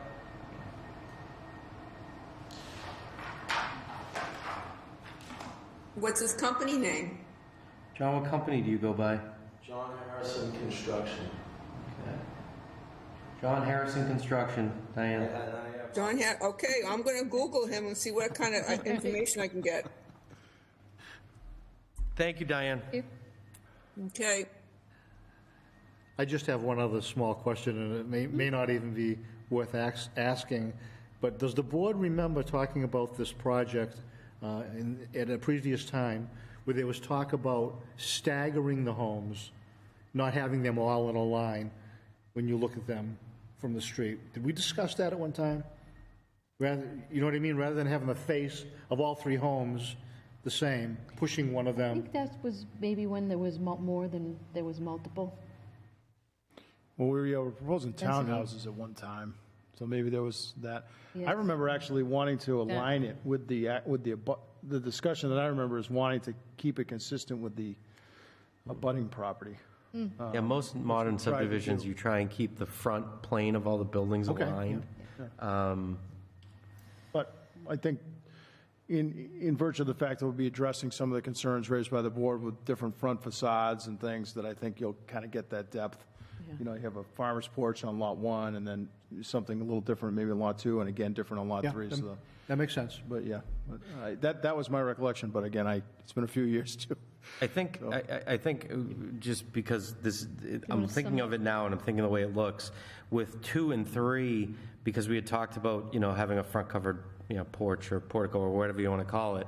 I think if you had a situation on 2 where you had the left half or third of Unit 2, a farmer's porch that connects to the garage, and on Unit 3 you have the mirror opposite, a right half porch or garage that connects to a walkway that goes down to the thing. That might create some nice symmetry and make it look a little bit better. So just some suggestions. What's that? The one on the right's that colonial. Yep. Okay. Still. Yep. Yeah. So similar to the one that Mr. Brennan built on Swan, like this one. Granted, it's a full porch, but in front of the door, it's only like 3 feet, so it's not really usable. So if you know, maybe 4 feet. So if you had the right-hand side where you just had let's say a 12 or 16-foot porch that covers the half span of the house, and they mirror that on the other one, that might look nice. So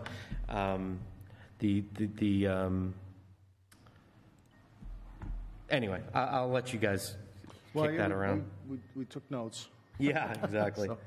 I am, and I suggested this last meeting, Greg. I am more than happy with approving the wall and approving everything else, and then just coming back with the actual design, final designs for houses and. So if the board is comfortable, we would like to ask you to do that if you're comfortable.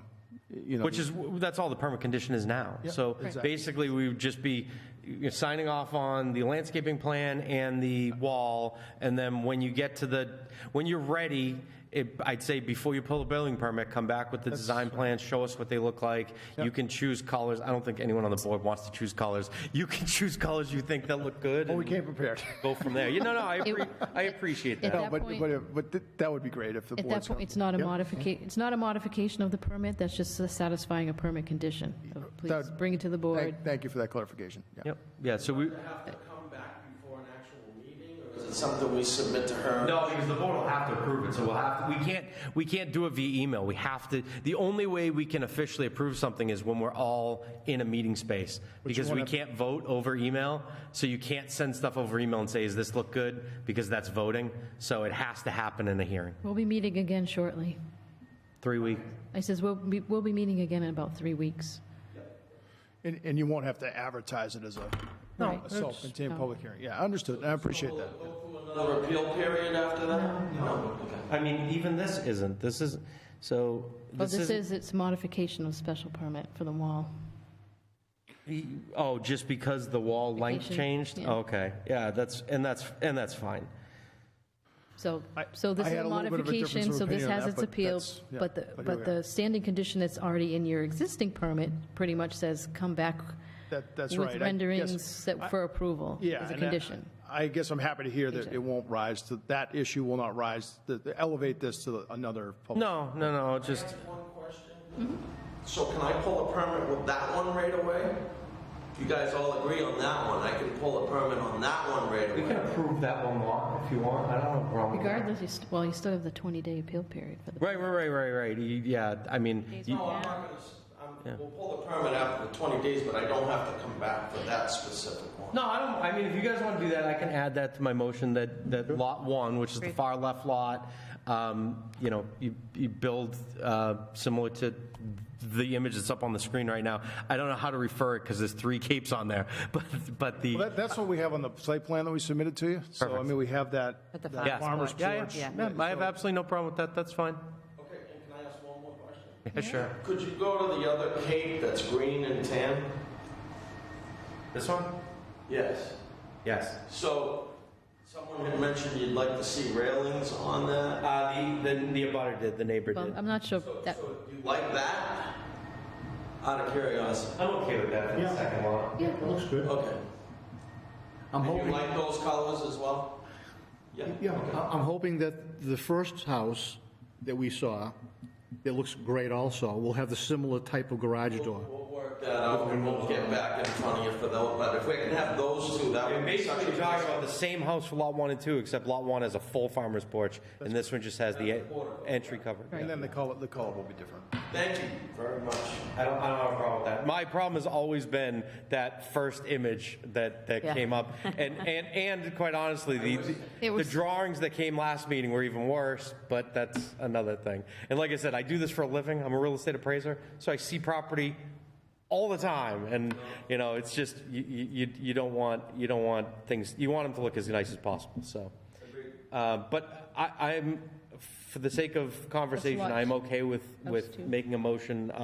Actually, is there anything else clerical we need to do, Paul? We already took public comment, right? We'll just ask if there's any further comment. We have any department comment on this at all? They met with DPW. Whoops. Let me This go. modification. There's no department comment in there, but like I said, I would just want, obviously, DPW just to look at just to sign off on the wall engineering, just because they didn't give us a thing, but I would imagine since it was engineered and stamped, that should be pretty easy. And then I just would also want them to just make sure that those trees are okay, that they're not too close to the road, and that's really all. That's acceptable, yeah. That's really all it is. So. You ready for me to close the hearing? Yep. Oh, Is there hold on, anything- you have another public comment. Go ahead, Diane.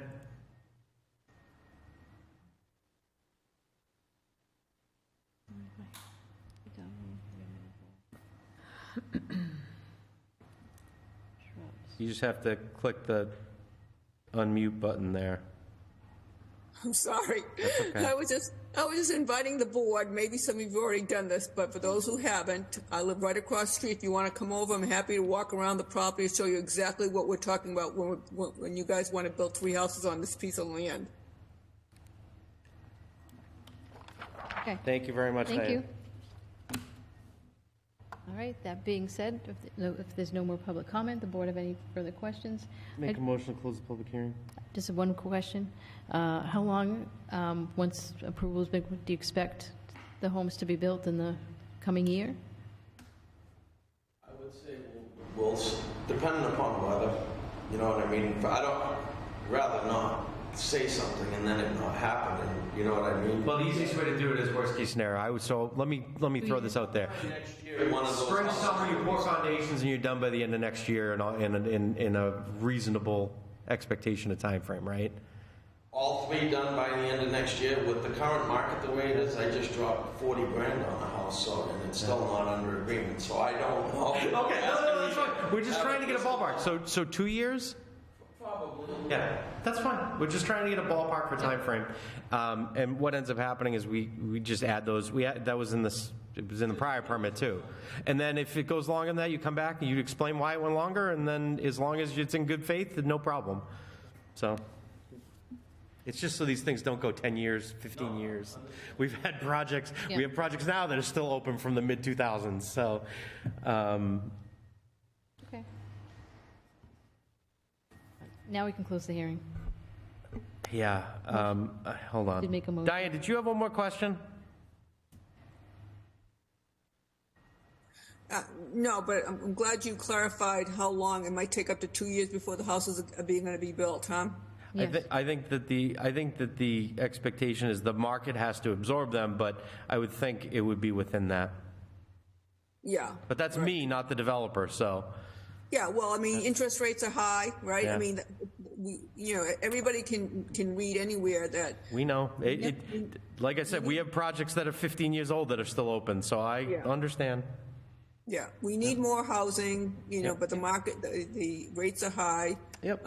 I know the people that have bought houses in the immediate area are people who are coming from out of town who probably, this is their first house, and they love them because they're palaces compared to where they came from. So there's people out there that will move into the area for a price of a good house, because even if $500,000 is a lot of money for local people who come from other parts of the state, $500,000 is a drop in a bucket, because they'd be lucky if they get a closet if they were any place else outside of Fitchburg. I hear you. Yep. Thank you, Diane. Thank you for your participation, Diane. Well, it's important to me. They're going to be my new neighbors. Yep. You betcha. Okay, All right. thank you. All right. I'll make a motion to close the public hearing. Motion's been made. Second. With a second. All those in favor say aye. Aye. Aye. Aye. All those opposed? All right, discussion? I'll make a motion to approve the special permit modification and site plan review modification for permit 2021-10, city storage, 0 Lancaster Road, subject to the additional conditions that DPW engineering approve the wall engineering design, subject to DPW review of the landscaping plan, specifically with the tree locations in proximity to the road. The house is built to include paved walkways or I should say walkways to the front doors, from driveways to front doors. Fences shown per plan. Make sure trees aren't near pavement, which was in keeping with the other permit condition about DPW. And then I would say authorizing the 2 Cape designs shown during this hearing, and Chantel has, I'm sure can print out for the file that I pulled up for lots 1 and 2. And then lot 3, future architectural design to be presented to the board. For approval.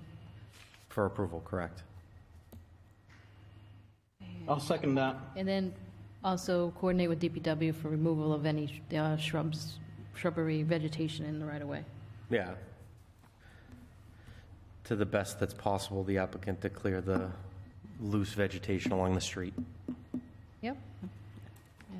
And as discussed, porch quality, composites, things like that. Yeah. Composite wood, vinyl railings, yep. Okay. All right. Alex made a second. All those in favor say aye. All those opposed say opposed, and I'll take roll call. Alex? Aye. Alin? Aye. Amanda? Aye. Paul? Aye. Peter? Aye. Tracy? Aye. Paula? Aye. All right. Thank you. Appreciate it. Thanks, guys. Thank you. Good luck to you.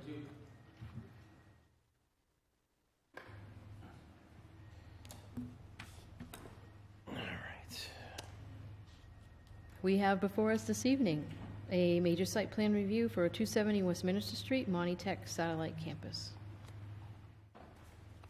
I did Good evening. print off. What did How I we print doing tonight? Good. Good evening to the folks in the building and the folks on Zoom as well. My name's Tom Brown. I'm the superintendent at Monty Tech, and we're really excited to come before the board, looking for assistance for us to continue an initiative that we think is groundbreaking for workforce development and for many of the communities that we serve here at Monty Tech. I'm joined by Floyd Morrison, who's our house carpentry instructor, who will be the project manager. He's done several other Habitat House for Humanity homes in Fitchburg and some work with DPW in Fitchburg. Randy Myron is our engineer from Buller Engineering. And I'm also joined to my left behind me. Katie Whitaker is our development coordinator, and Ryan Rigi is our director of vocational programs. I would be remiss if I didn't start with a huge thank you to Chantel. This is a new process for a lot of us at Monty Tech, and she has guided us through it. We've been very appreciative of all the work she's done for us, so thank you very much. I'm going to turn it over to the engineers because I realize this is really about the site plan, but I also think it's important that everybody understands what exactly is going to be happening when we complete this project at 270 Westminster. As most of you know, probably, one of the greatest setbacks for Monty Tech is we simply do not have the space for the number of students that would like to be participating in our vocational training. This most recent freshman class that starts tomorrow walks in the door, so very exciting. We had 810 applicants for 365 spots. So we obviously have a lot of students that we have to turn away. And as I became superintendent last year, my focus was really trying to say, what can we do to get more workforce training to these students that desperately want it? Working and trying to do something at our facility would be a challenge. One, because the districts, in terms of the cost that it would be, I'm sure some of you might have seen some of the more recent renovations for school buildings. I believe Whittier Tech up in the Haverhill area is about a $400 million renovation, not renovation, but a new building. So when I got into position, what we decided to do is take a look at other facilities. This is a satellite facility, and it just so happened that last year the Department of Elementary and Secondary Education offered a grant, a lab improvement grant that would allow vocational schools to receive funding to renovate a space, to improve a space that would improve access to workforce training. Most districts had the idea of doing one of their own existing shops, but the problem with doing that is you shut down a shop to do the renovation. Where do the kids go to get their actual education during the school year? So that was another reason why we looked at trying to look at a satellite facility. What we ended up doing was taking a look at 270 Westminster Street. I should say, much to the work of our instructors and Katie, who is our grant writer, we did end up receiving a $1.9 million grant to support the program, with 33% of that going to the actual renovations. What we ended up doing was partnering with our 3 districts at the time had the most on the waiting list. That'd be Fitchburg, Gardner, and Narragansett Regional. And what we are doing is what's technically called an After Dark program. An After Dark program is we're a vocational school. Obviously, we have students do our work during the day.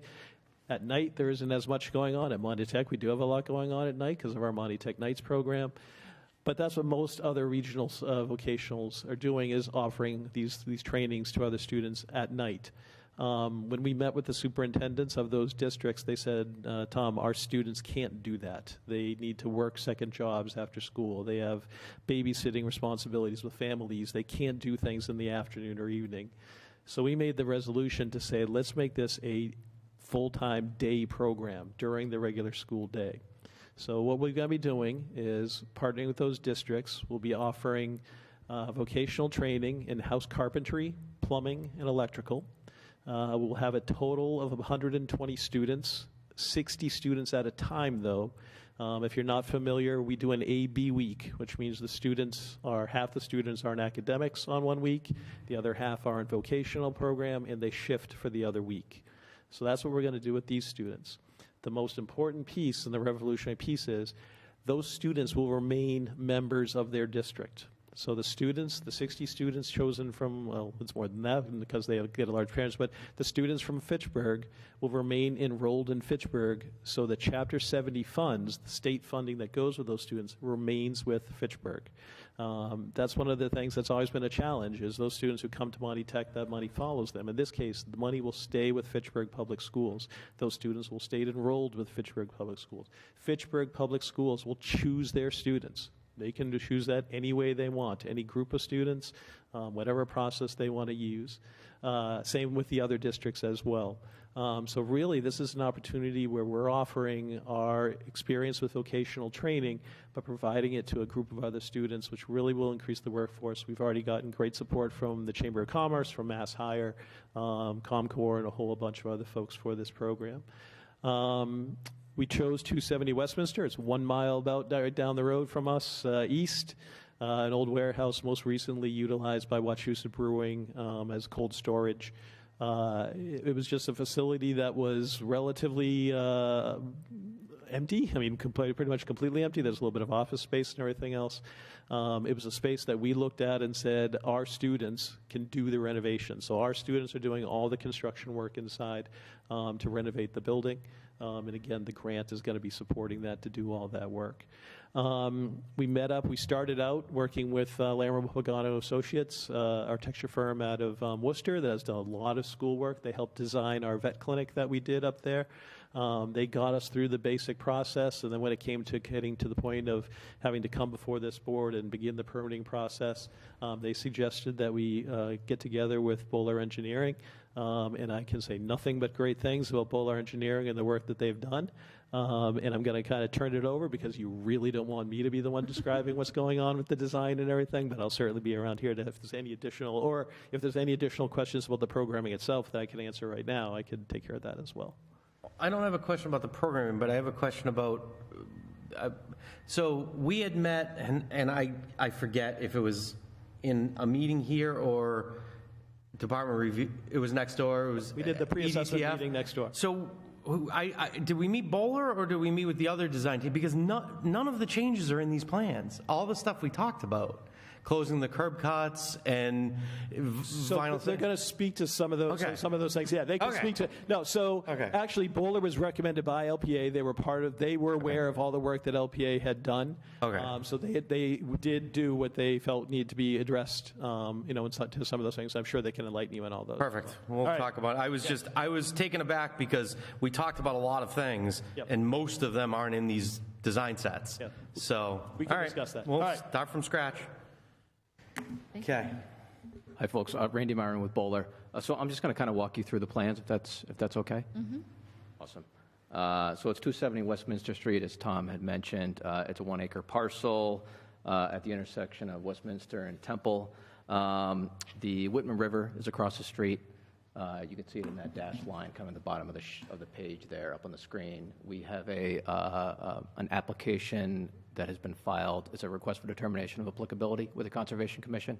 We're meeting with them next week on the 6th. As Tom had mentioned, it's mainly, the project itself is mainly a fit out of the existing building. It's just a 16,000 square foot building into the satellite campus. There's also a couple parking fields. There's a parking field on the plan left and plan right.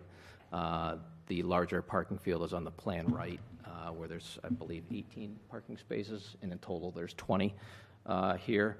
There's also, due to the elevation of the floor of the building in relation to the surface of the ground, there's a couple of lifts that are being provided at both entrances. I guess, Mr. Vice Chairman, as you mentioned, the curb cut was a topic of discussion amongst the team here. There's actually an agreement in place with the owner across the street that requires us to keep that curb cut open. And that's the reason for that. Well, that doesn't supersede the code as somebody's other interest. The problem is, and we mentioned this, the DPW commissioner, I believe, mentioned it, and we mentioned in hearing, code requirement is no entrance greater than 36 feet. That's the code requirement. So I don't know how to, when we're doing a site plan.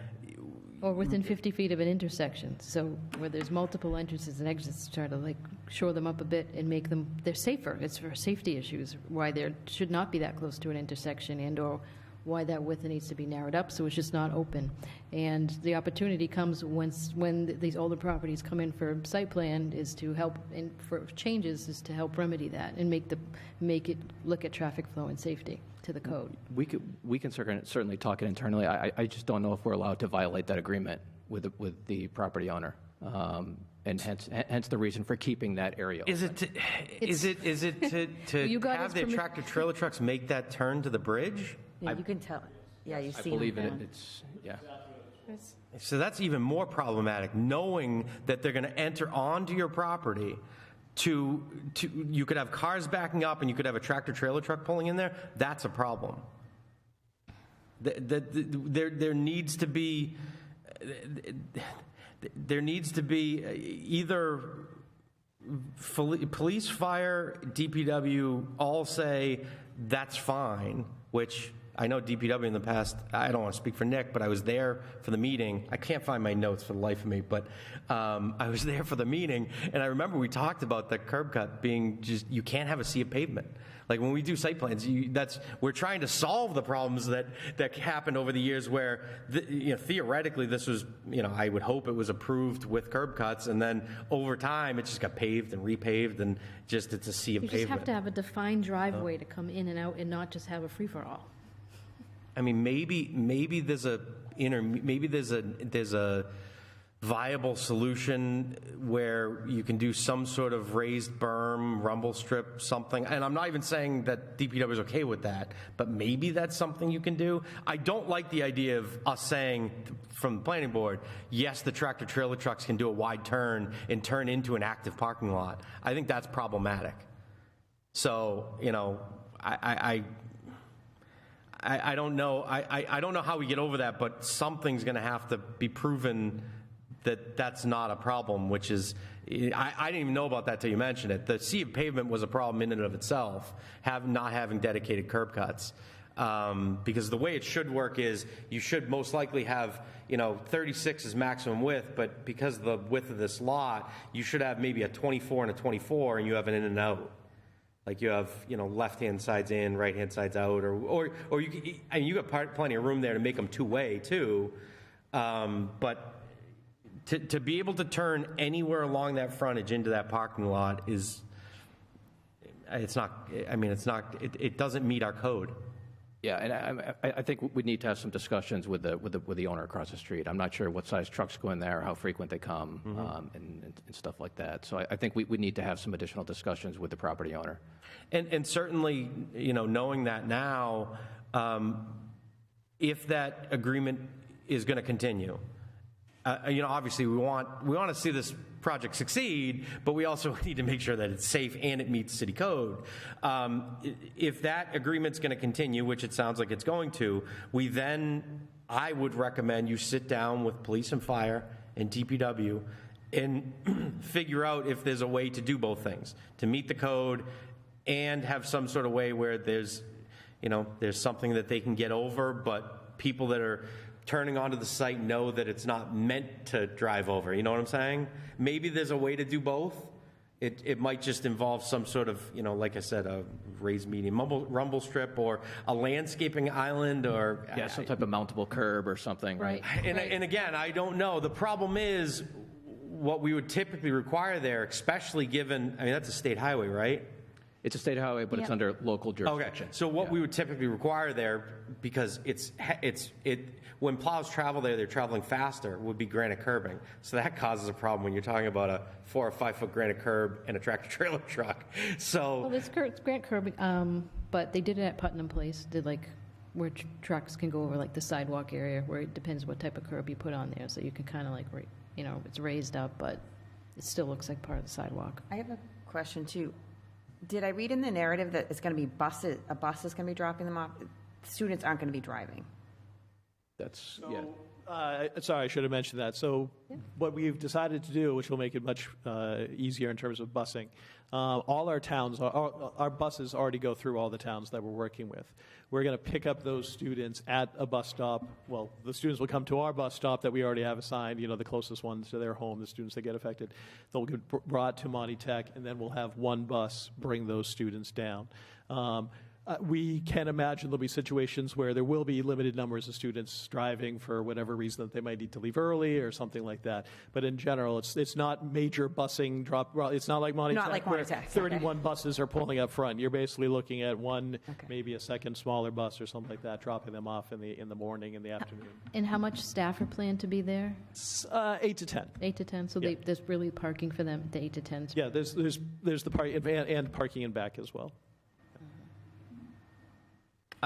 Could we show where the buses are actually going to do the drop-off? That was my question about, would you like to see? So our thought was they would actually come up Temple Street. They take the left at Temple Street, come up Temple Street, take the right into the back parking lot and drop off. We're going to have an entrance in the rear of the building as well, so they'd be able to come right up there. Then the bus would be able to pull right onto the street, right through the break in the sidewalk or the concrete there and go right back up to the school.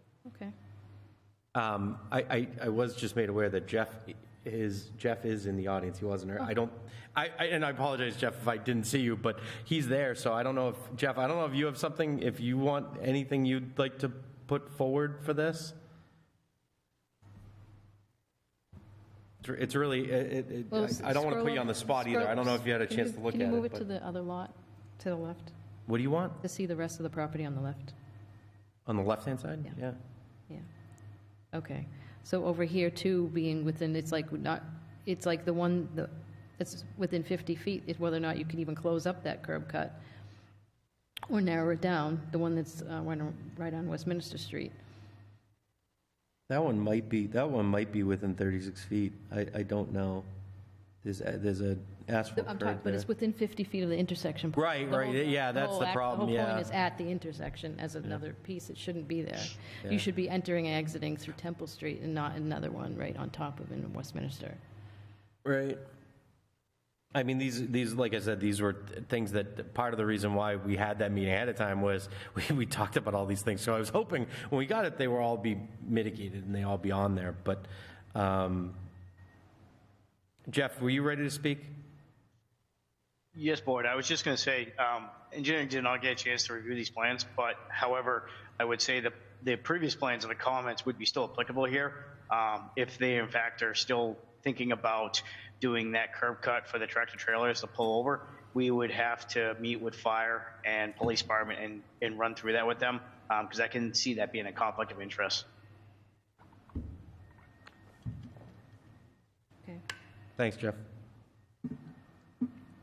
And I see that there is landscaping along the building. That's great. Actually, there was a permit for this project, this building in 1974.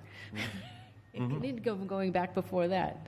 There was a landscaping plan approved back then. Do you mind if I just run through some of the other plan highlights? Sure. for you folks? Yeah. And I was going to touch on that. We have added, there's a crosswalk that's been added to the plans that goes across the street and ties into the existing sidewalk on the opposite side of the street. I believe that was a comment that was previously brought up during the staff meeting. I'm curious. I'm curious because I don't remember that. I'm okay with it as long as police is.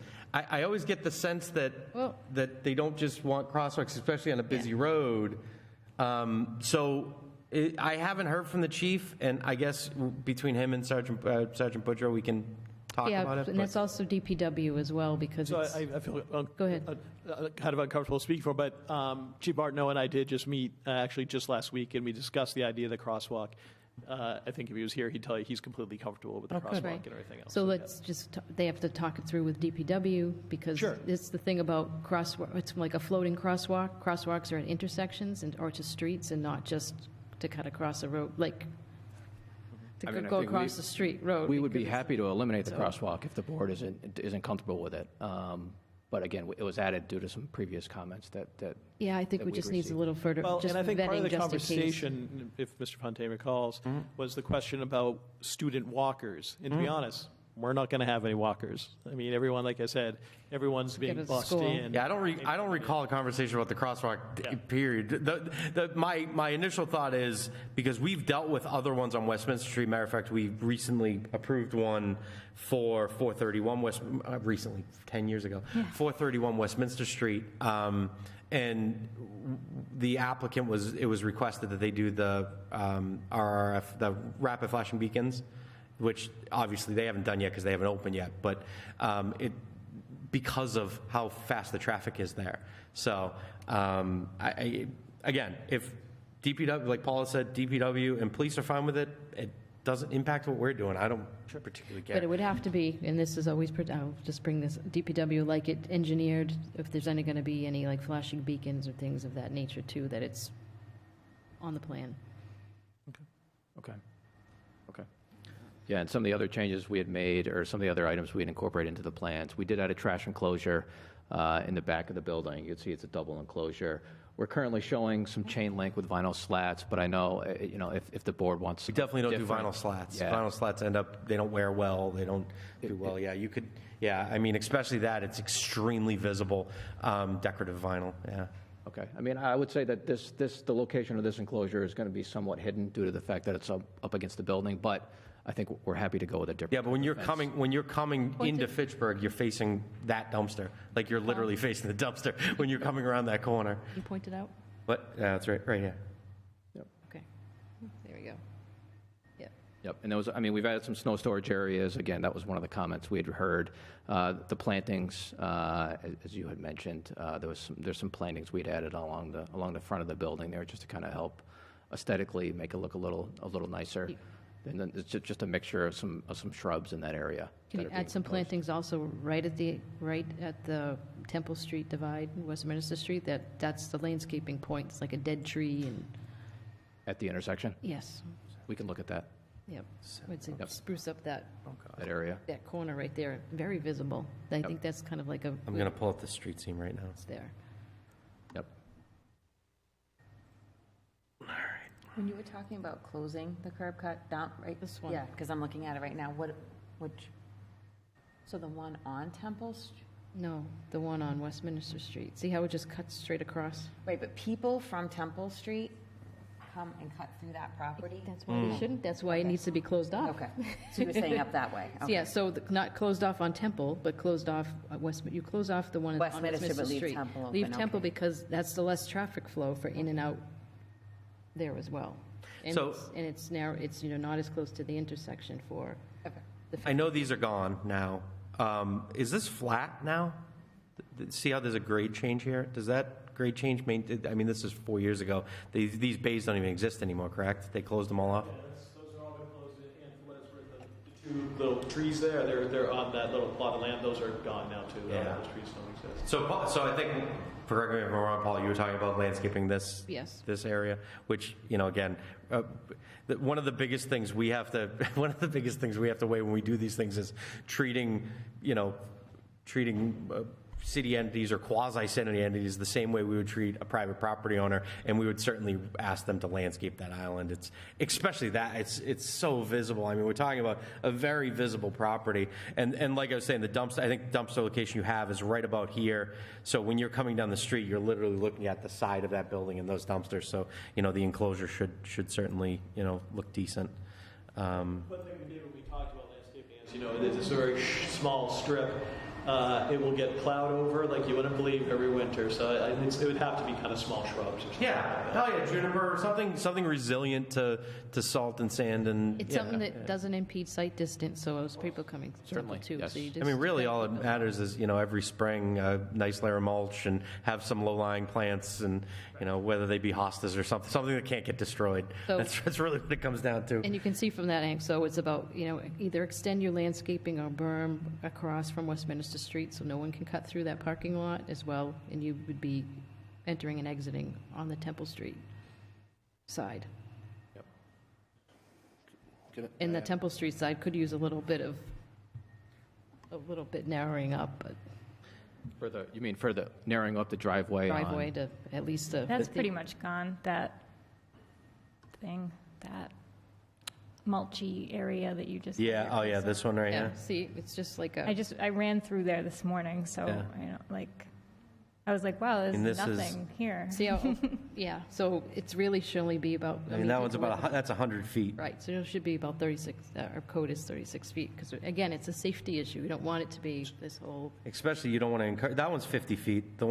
This one is 50 feet along the front. That would be a drastic improvement right there. This one in particular, because like Tracy was saying, people that make that corner and they literally cut through there. Now it'll be better once you guys are using it all the time. Yeah. So people will know that they can't. Yeah. But closing down those curb cuts are, there's a reason why they're 36 feet, why they're supposed to be 36 feet. But I mean, obviously you guys know the curb cut now here is, it's. So can I add a couple of things? Yeah. So we were under the impression that the topography of that back lot has to stay the same. There's actually a catch basin in the parking lot that's taking runoff from Temple Street. This one right here?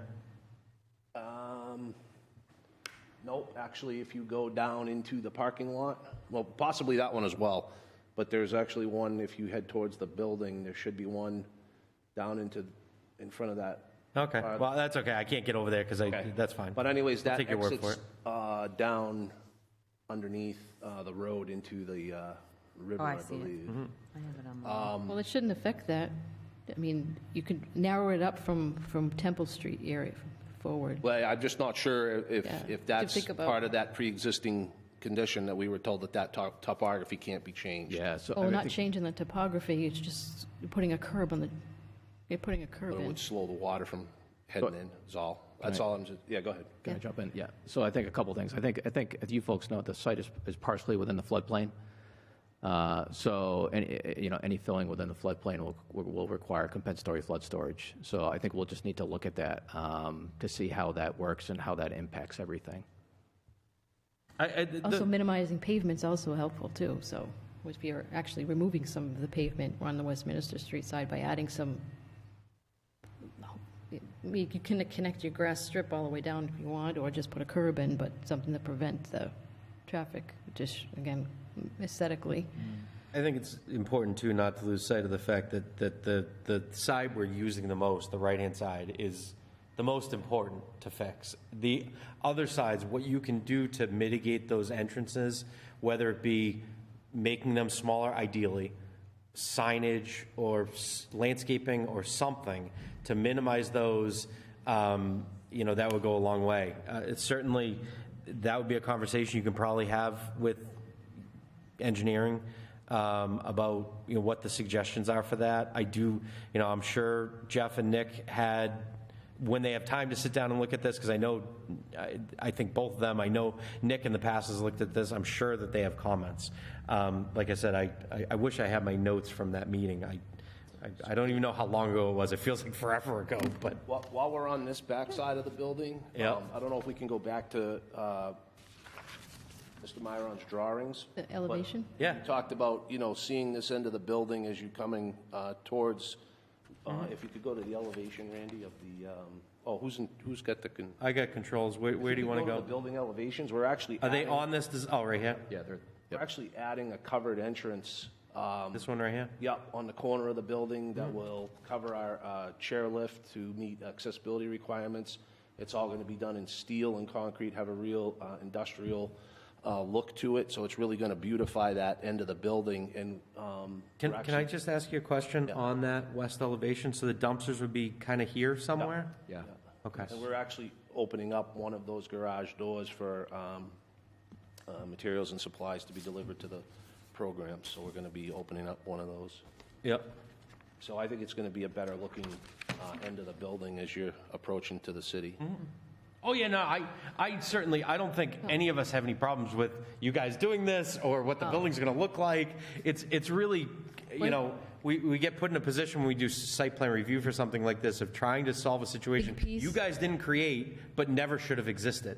You should not have that massive pavement on that, especially, you know, like I said, that right-hand side's a problem because it was a problem before when I was thinking of, you know, someone's coming 40 miles an hour turning into that site and someone's backing up. That's a problem when you don't have dedicated entrances. People don't know where to look. It's even worse if you have a tractor-trailer truck that's turning onto your property and there's people parking there.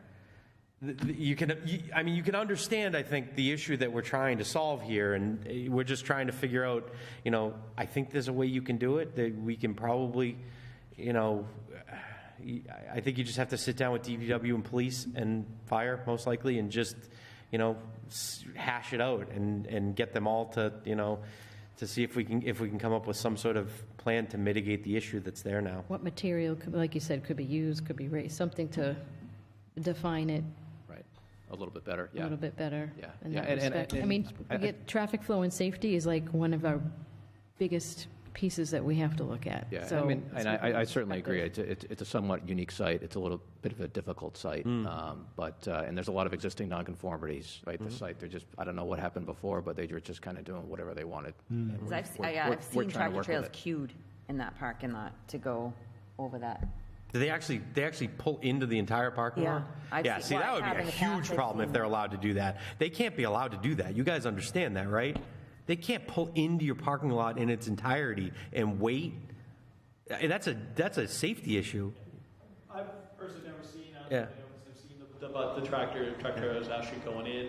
Yeah. Again, the owners just told us about the variance that had been an accepted variance for years, apparently. But apparently, no one has ever said that should not be done. Apparently, Yeah. it was. Well, I mean, it only becomes problematic when you have kids there. No one said it to Well, the and people it's- who own the building. Apparently, It's a little, I mean, the history of that has been used for, more recently, like cold storage. 1 or 2 cars tops. No activity at the site. Now we're talking a lot of activity at the site on a daily basis, so there's We're quite talking about differently kids, on the too. use. I mean, it's something that needs to be looked at, and that leads me to the more important question of what sort of time constraints do you guys have for this? When is what is your window that you're hoping to work in as far as starting, completion, all that sort of stuff?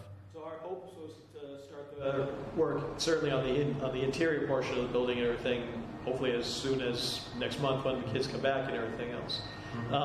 We do not plan to open the facility for instruction until fall 2024. So we have the full year to do the renovation and everything else. So fortunately, there's not a time rush.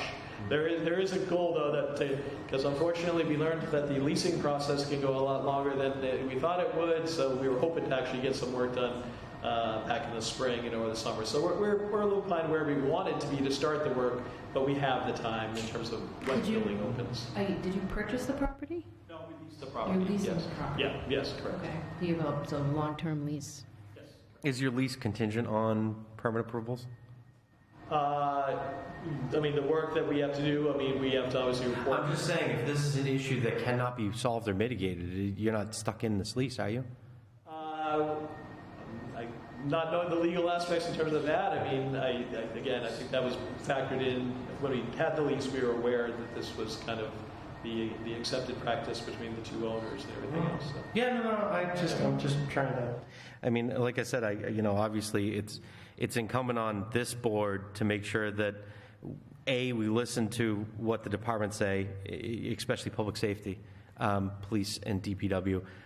We'll have to have a conversation with them, especially in regards to whatever written agreements there are with Wachusett, you should provide those to, so we know what the extent of their allowability on using your property is, meaning if they have a carte blanche to use the entire lot, that's a problem.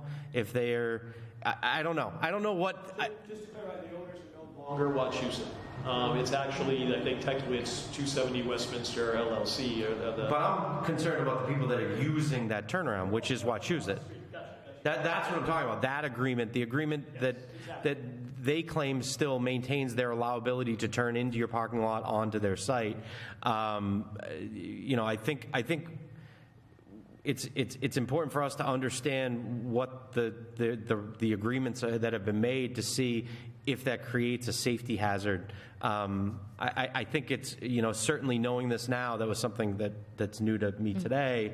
We certainly have to bring that to the chief's attention. And, I know we can sit down with them and with DPW and have a conversation. But And it could be something that could be negotiated between the parties as well, once they know, hey, to the extent of the issue and really how much space do you need, and maybe we'll talk about it. I think it sounds like it's a situation where whether it was us or any other renter, at least the board would have a concern no matter what. So for us to be able to simply say that, hey, listen, this is not coming from Monty Tech complaining about this, it's the Fitchburg Planning Board that says that this needs to be addressed, that it has to be addressed.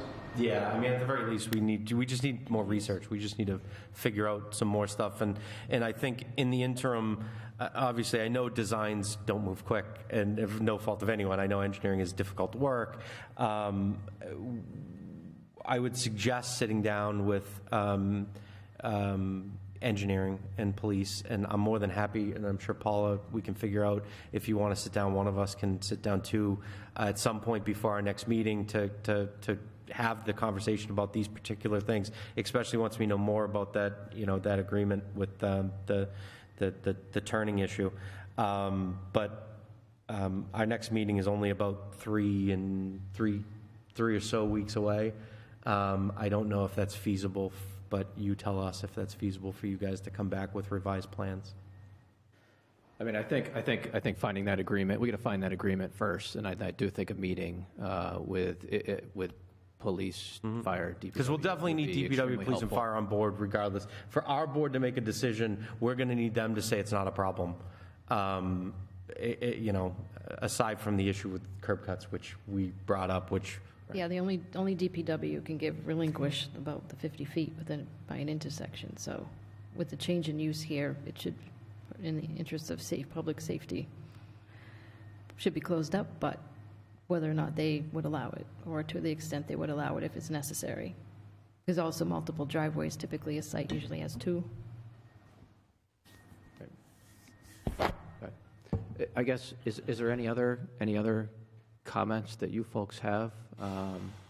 Well, we haven't. Do you have any signage you were proposing? Is it just going to be on the building? So I know the elevations weren't showing any signage, but I don't know. Is it going to be a Monty Tech sign or anything? We did have a design for this logo. Front. Yeah, the front entrance. But not on the elevations. Or is it just this right here? It'd be right around.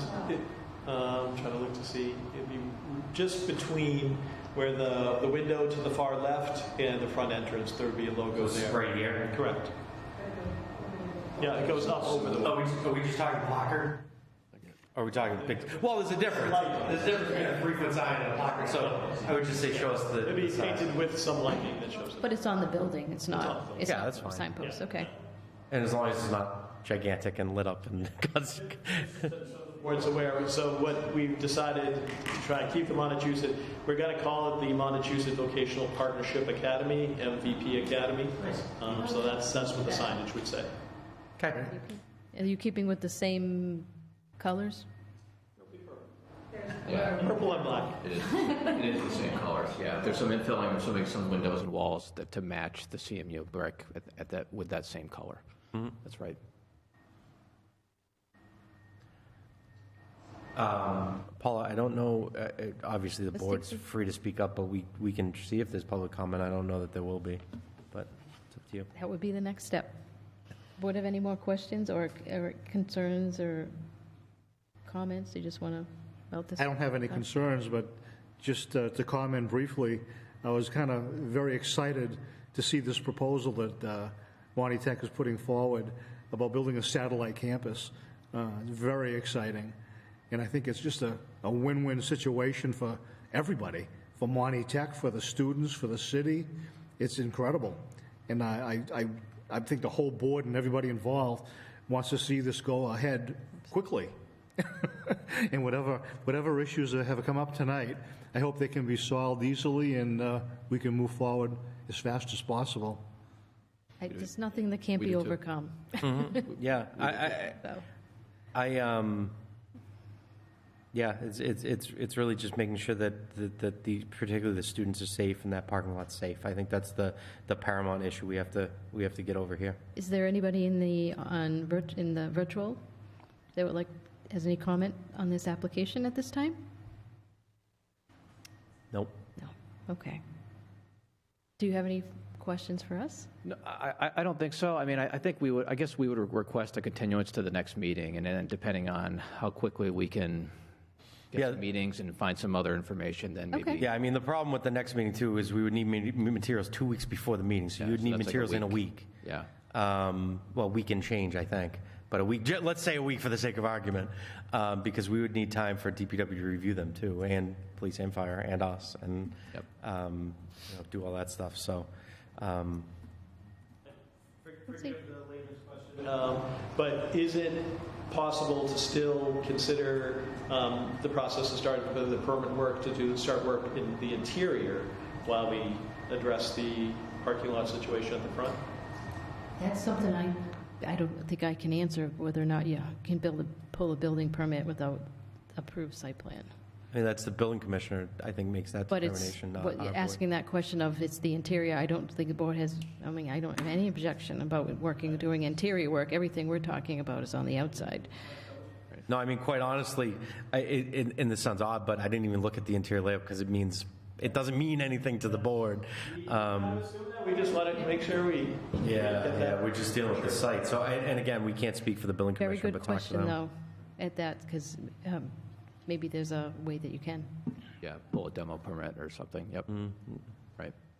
But again, that's, also contingent, whatever your contract you have with your lease, so. All right. Anybody like to make a motion? I'll make a motion to continue to our September meeting. All right, motion's been made. Is there a second? Second. And a second. All those in favor say aye. Aye. Aye. Aye. All those opposed? None. Okay. We haven't finalized it yet. We're doing that tonight, but I think the chair and I have talked about September 19th, because it's supposed to be the 26th, but code doesn't allow us to have a meeting on the night of an election, so we have to move our meeting. So as of right now, we're moving it up a week. But the end of this meeting, we're going to know. So we'll be making some phone calls tomorrow. Yeah. And yep, DPW, I'm sure, will be very helpful. Thank you. Thank you. We really Thanks. appreciate your time, and this is going to be a great project. Thank you.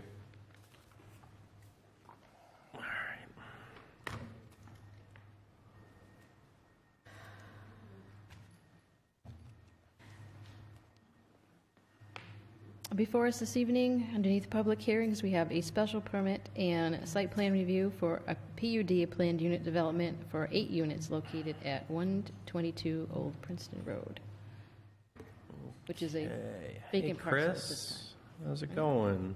It's going. Yourself? Not at all. All right. What would you like up? Site plan? Actually, can we open up the rendering? Sure. It just gives us a pretty picture to look at. This one? Yes, sir. All right. Okay.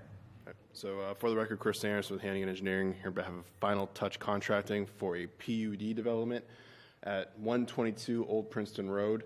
The board might remember this project and its various iterations over the years, but at this point in time, it's the intent of the applicant to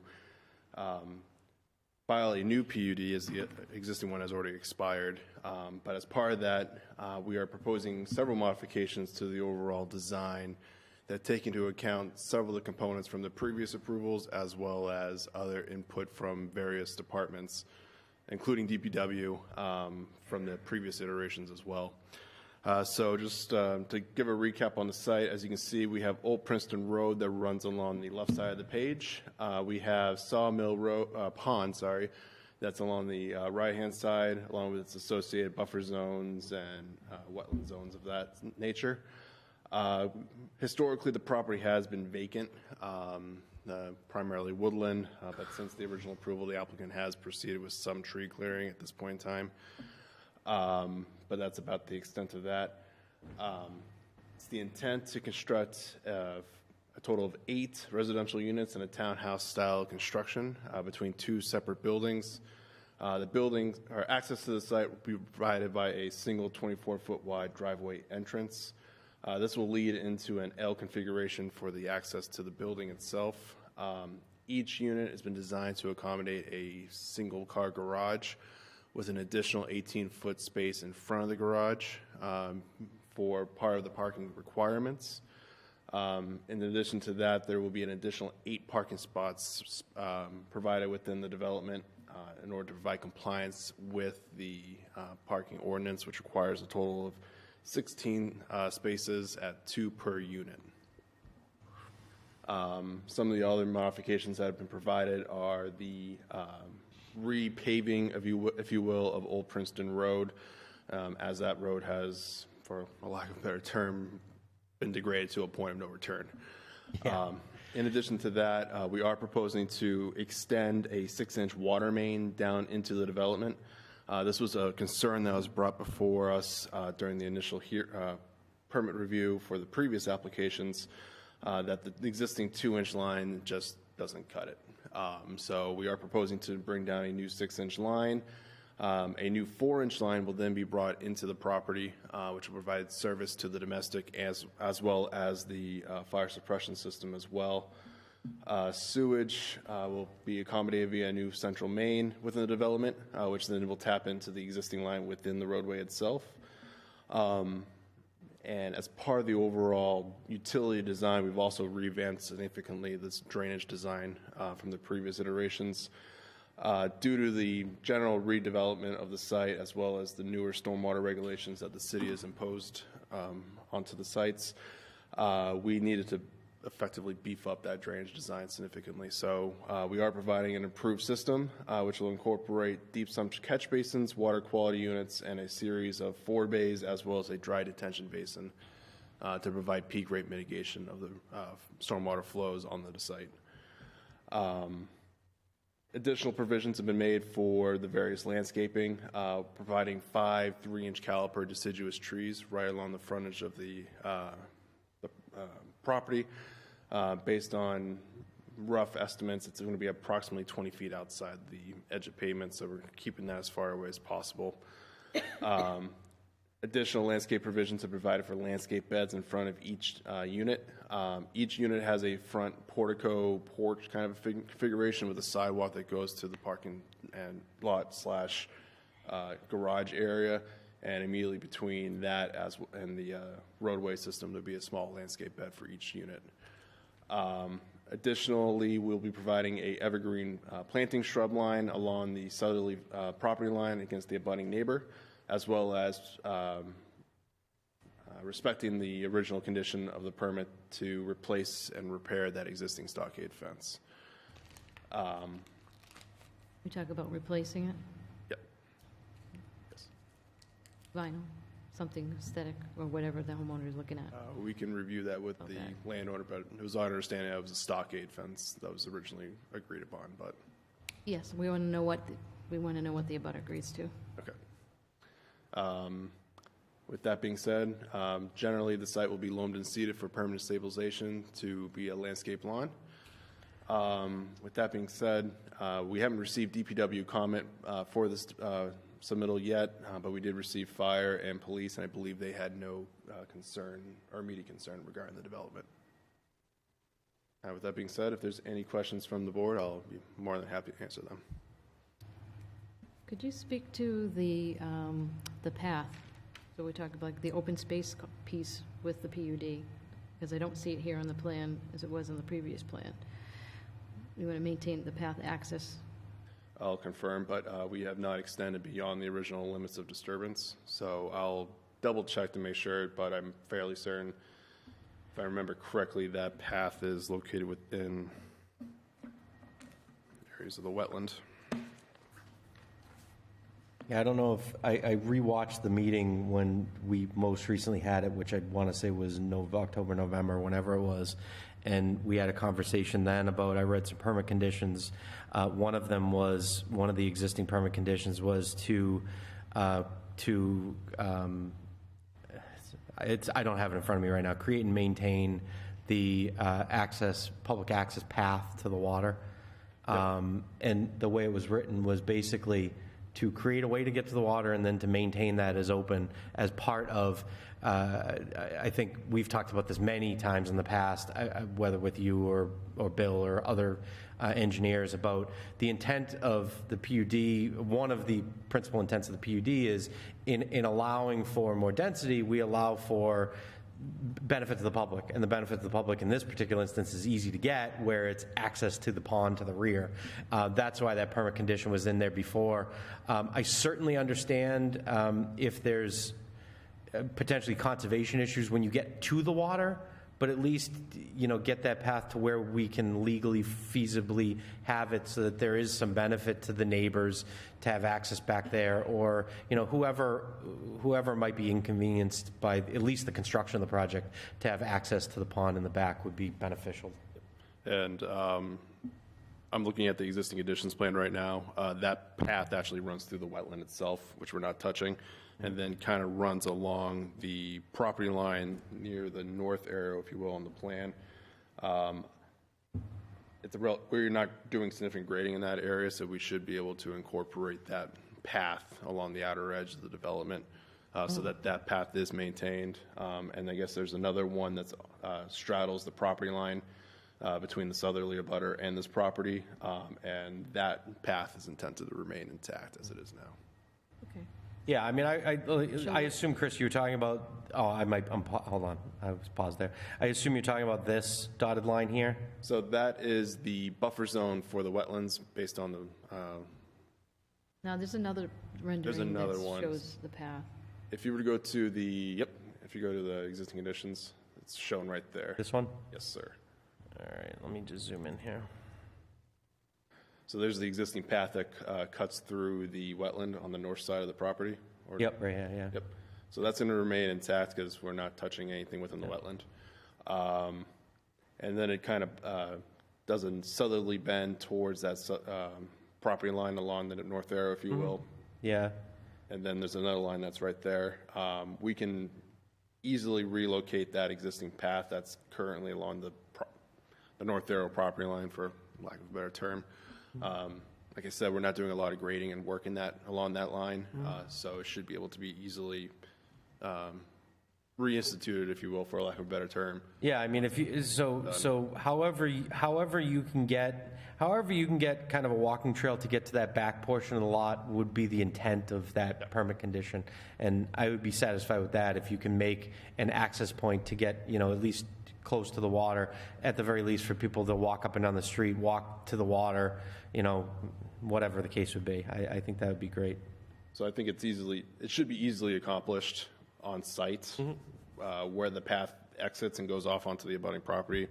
Obviously, we have no real control. Well, yeah, that's why I was saying if you just shift it. From the entry point at the wetland on the north side to this exit point, or if you will, on the south side of the site, we should be easily able to reestablish that path. Once everything is said and done. Extent of the pavement would be still to where the butters driveways are, where the extent of pavement is now? I don't believe I understand where you're... Where you're going to pave Old Princeton Road. Yes, it would be within the existing limits of the paved... Areas now? Yes. Okay. Correct. Yeah, because I just see it's like, here, stopped at a certain location, whether or not that's I did really have one was question broad. about the paved width. You had a comment about a 20-foot paved width, 2-inch binder course. The prior permit condition said 22-foot minimum. Okay.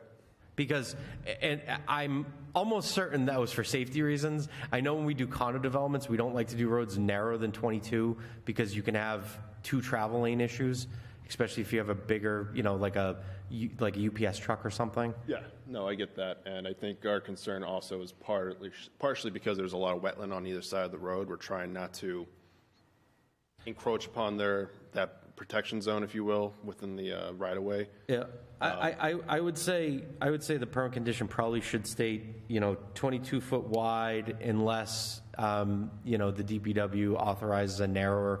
Maybe there's a certain issue where you have a drainage swale or something where you can't do 22. If that's the case, as long as it's a mutual agreement between you and the DPW, I don't have a problem. I don't think it's a problem. But I think the intent should be where possible, make it 22. And ideally all the way down. 22 feet for the extent practical, basically. Yeah, right, exactly. Yep. And I would say that the DPW would be the arbiter about what makes it, what's practical and what's not. Understood.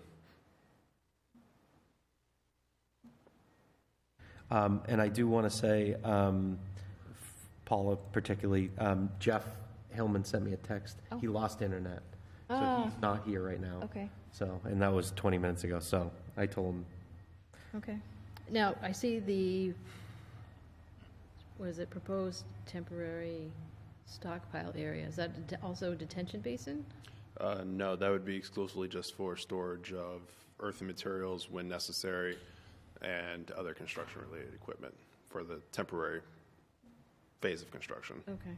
So I would guess I would something to think about, see the 5 parking spaces there, that somehow define those spaces like, split rail fence or something like that. So, otherwise it's just going up grass and you're just going to see the front of 5 cars. You mean visual Visual. view from Old Princeton Road, Right, physically? from the road. Yep. I think the concern would Just just looks be, like it's right is there a in front of house directly across the street? The concern would be lights pointing that way, I think, right? That's what I was I thinking. believe there is a house, but it's further set off the road. Okay. But I think additional shrubbery or some kind of visual hindrance. Just something in front of us, so it just doesn't look like cars are driving off into the lawn, and it's right in front of the condominium units as well, so it's, It's going to be tough to put like arborvitae's right there though, because you're going to want to plow it onto that grass area, Correct. right? I would not suggest putting it right against the parking spot itself. Right. There is a curb, so the ability for a vehicle to want to go over it is inhibited. Yeah. Or even it wouldn't have to be right on the edge, somewhere feet in front of it. Even if you do this landscaping, L here, And that's what I was kind of leading to, is probably doing some infill shrubbery between the deciduous trees to create more of a vegetative buffer. Yep. Buffer or wall, if you will, just to break up that line of sight a little bit. I think you said this at the beginning, but I was making notes from some other things, so I didn't hear you. I just want to clarify. I've been here through, I think, all iterations of this, going back however long ago with Bob Donnell. This was the first approved plan, very similar to this configuration and unit count. Is that correct? I can't speak to what was done before, but I believe it was. Was it 8 units with the first approval was my question. Yeah, because it was 8 and then went down to 4 because Bob was going to sell it as 2 duplexes from what I gathered. And then, okay. So the original approval was 8 units. That's all I was trying to clarify.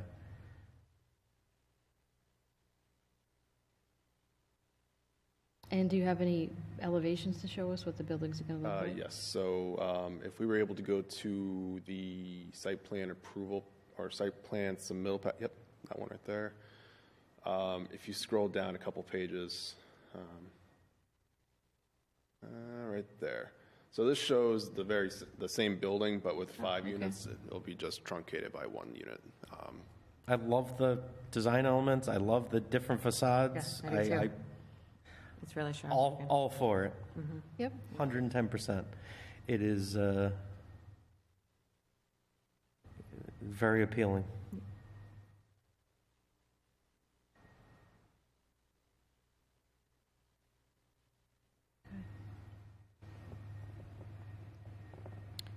Any other board comments or questions, or? This is Alex. I'm looking at this too, and I agree. This looks great.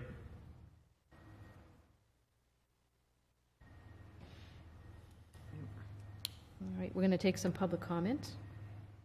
So now, if there's anybody either online or in person here. I have no one online. Okay. We're just waiting for some department comments back.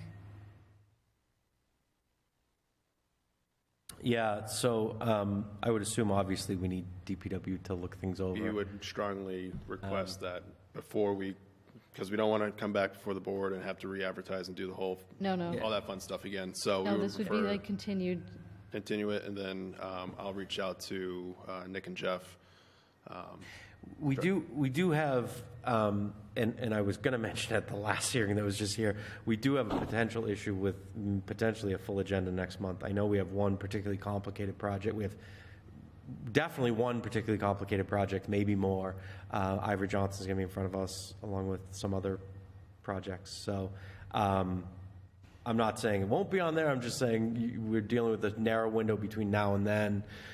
You have the benefit of, you have everything, you've submitted everything, so as long as DPW can look over everything, I mean, I suppose we owe them the benefit to add them, but I just want to let everyone know it might be busy next month. But So we're going to update the landscaping. We can provide Plan. the additional provisions for that. I'm going to add in the trail. yeah, can you just show the designated trail path to where you think you can feasibly do it without having to, deal with whatever issues you don't want to deal with, wetlands or whatever. Get it as far back as you can. Ideally, loop it on your site if you can. Yep. If you can make a walking trail around within the confines of upland area, that'd be awesome. Okay. Nope, it's on my list. And about the fence to the abutter to the south. We'll reach out and try to coordinate and confirm that what's More or there. less, is it not replacing his fences as much as, or you're just going to put up a new fence with the evergreens? I would say I agree with Paula. If you don't hear back from him and you've made multiple attempts, I think it should be final. Stick with what we've been doing. And still put the evergreens you have just, on your side to, Understood. Yep. spruce up a little bit. But But give them privacy. Conceptually, me personally, I don't have a problem with it. I've already approved this once. I have no issues with it. I think it's a tremendous benefit to that street, getting a newly paved street, getting a new water line, having a potential public walking path, access to the pond. I think it's a home run. Plus, we need more units, so I think it's great. And these are 3-bedroom? Yes. Mm-hmm. Paula, I'm looking at it now. Paula had asked the question, the clear span for the garage. On this plan, it shows 11 by 21. Do they? Right. Oh, good, thank you. Right in front of you. Yeah, It says 11 by 21. She was wondering the clear span of the garage. Just Because our code, although you're not counting it as parking, which is what I was trying to say, our code has a specific requirement for size for parking for garages, but it looks like these meet that.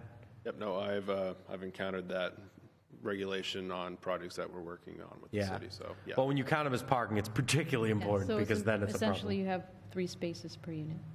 Effectively 3 spaces per unit, but we're only counting the one in front of the spot or the front of the garage and the 2. So you're accommodating guests visitor parking. With that 3 count, we're anticipating covering guests. Yep. All right. Any further questions?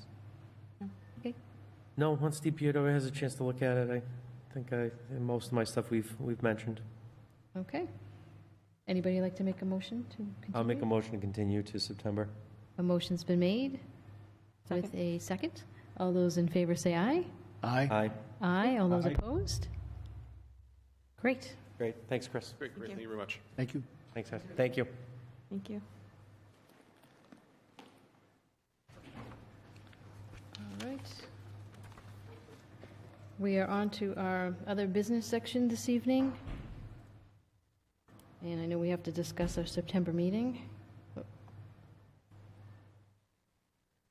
Let's bring that up. guess. If you want to do 579 South now, we can do agenda and minutes afterwards. It's up to you. I'll recuse Yeah, we myself. do have minutes to go over tonight. Yes.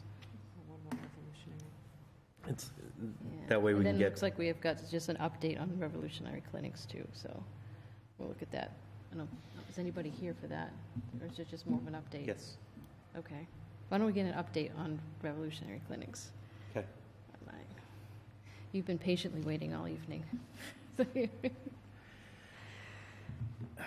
Good evening. My name is James Schaefer. I am the Director of Facilities for Revolutionary Clinics, and I'm here this evening to find out if the past repairs done to my facility's windows is still acceptable, and if we can continue moving forward with those repairs on the rest of the building.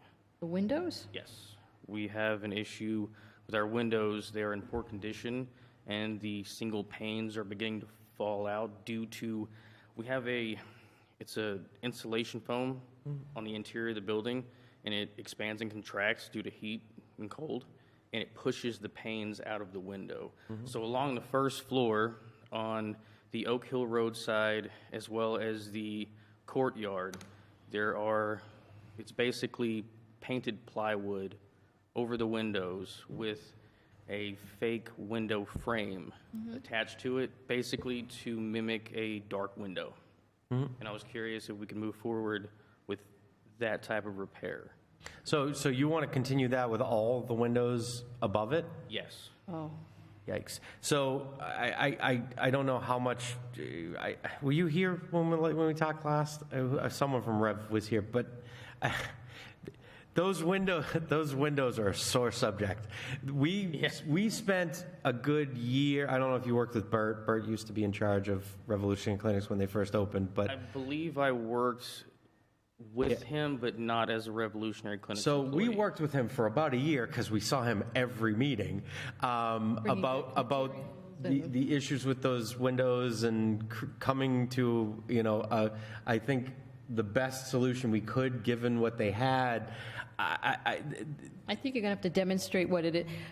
You're going to have to come back and show pictures and materials I and actually then have show. pictures now of what I'm talking about. I guess you surprised us because what we have on our agenda here is for odor mitigation. It's like update, so we didn't really expect to talk about windows. I may be able to provide some information about odor remediation, but there has been a changeover in positions, and that has not landed on my plate as of yet. So you know that's a significant issue. You know that every Yes. single day you can smell at Yes, Oak Hill, I do. 1 Oak Hill Road. Yeah.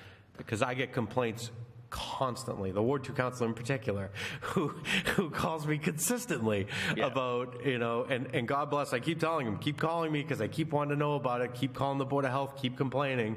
But I won't go there. It's not on your plate. So Yeah, we have come up with a couple of options as a solution, but we haven't quite decided on what the best way to approach it. Yeah, I mean, we Well, I got think you have, we got the letter here. The high plume blowers are designed to take exhaust from the building and send any odors 20 feet above our roof elevation. The current lead time from the manufacturer is 26 weeks to ship the equipment, with 1 week of shipping, 4 weeks of installation. It gives us 31 weeks to complete the work. With these provided times, I estimate our timeline for implementation is 7.5 to 8 months to complete, landing between April and May of next year. Okay, so hopefully that I think for the sake of this board, we'll assume that that's going to solve the problem in 7 or 8 months, because what else are we going to do? If it doesn't solve the problem, then I've been of the... So someone previously at Revolutionary, as well as walking around that neighborhood, it almost seems like the windows might be themselves a problem with odor seepage. I was going to bring that up. Okay. Yes, that might be part of the problem, which, once again, window panes falling out, that does open up the outside elements to the inside elements. So that could be part of the issue. So we're trying So let's see what you got. Okay.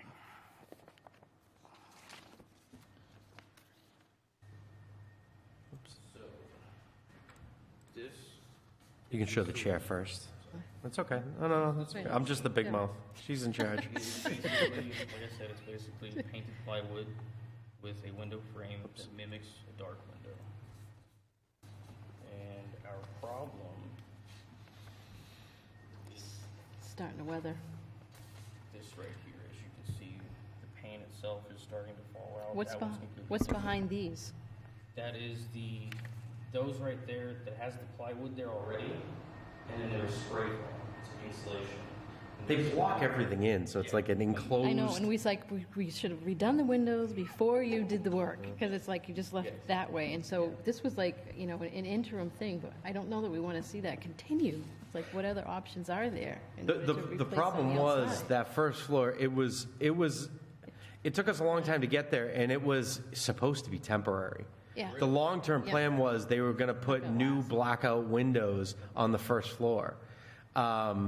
We never talked about but I just can't imagine fake windows on a historic building like that's 5 stories high. I mean, you're talking about 60 feet of plywood that needs to be maintained constantly. That needs to be painted every year. And the issue is with replacing the windows is how large the job that is and how late in the season it is at this time. And we're also exposing our indoor product to outside elements and possible contamination. Well, we should be putting something on the inside so the outside doesn't come in. Yes, we would have to build some type of temporary structure per each window that replaces it. Wow. Yeah. Plastic, anything. Yeah. I mean, people right now, you know, you can put the plastic on the inside. And But that's something we would have to discuss internally, figure out a solution to that. That's where we're at, but the entire facility. Peter, as our resident historian and all things aesthetic appeal, what's your take on that? I'm curious, because you have the best pulse, especially for something like this building.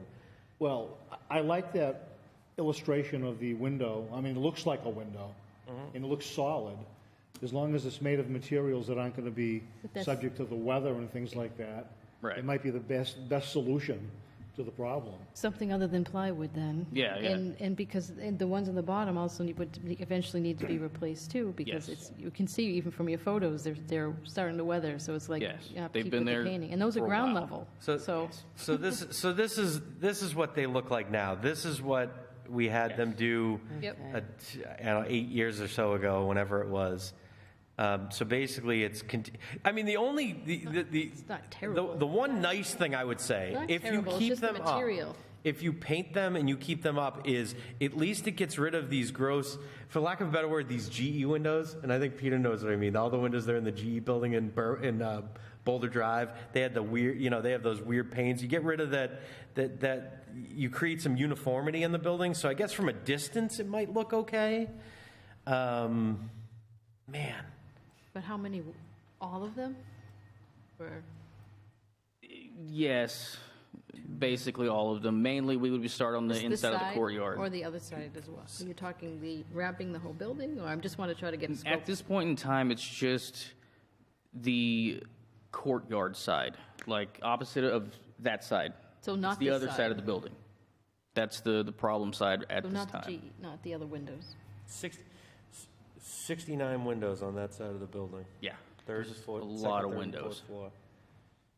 So, if the board ends up being okay with it, my only requirement will be that we are strict about that we don't allow peeling and chipping paint and, broken plywood and things like that. See what other material, I mean, if that's, the concept's good, see what else you can bring back for the material that's gonna hold the weather. Do they make, I don't know if you guys have looked at this, given that you're doing so many of them, and you could theoretically either custom order them or have someone custom build them, do they make synthetic wood, whether it be vinyl or composite or something that come in, sheets that you could do this with? And I say that because if you could get them black, like black through, not painted black, then you don't have to worry about wear and there's no maintaining. repainting and Get a large 3D printer. yeah. So I can definitely explore options and have something to present. I'd certainly like time to think about this because I didn't know. I do see Chantel worded it fine on our agenda, but I didn't know exactly what we were going to talk about. So it's a big deal. I mean, this is it's a very visible building, and this Paula and I and several of the councilors that I've talked to recently have expressed concern that this property in particular is putting a lot on the neighborhood in the odor issues, and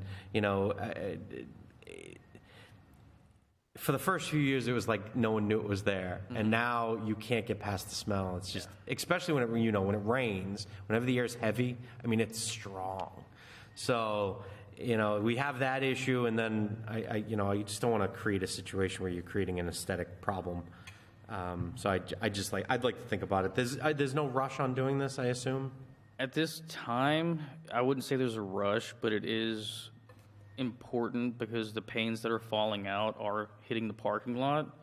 They're literally falling out onto... They're literally, they fall out of the frame itself, and they'll sit on the sill, and when the wind blows the right way, they just come right off, and they hit the parking lot. So it is important.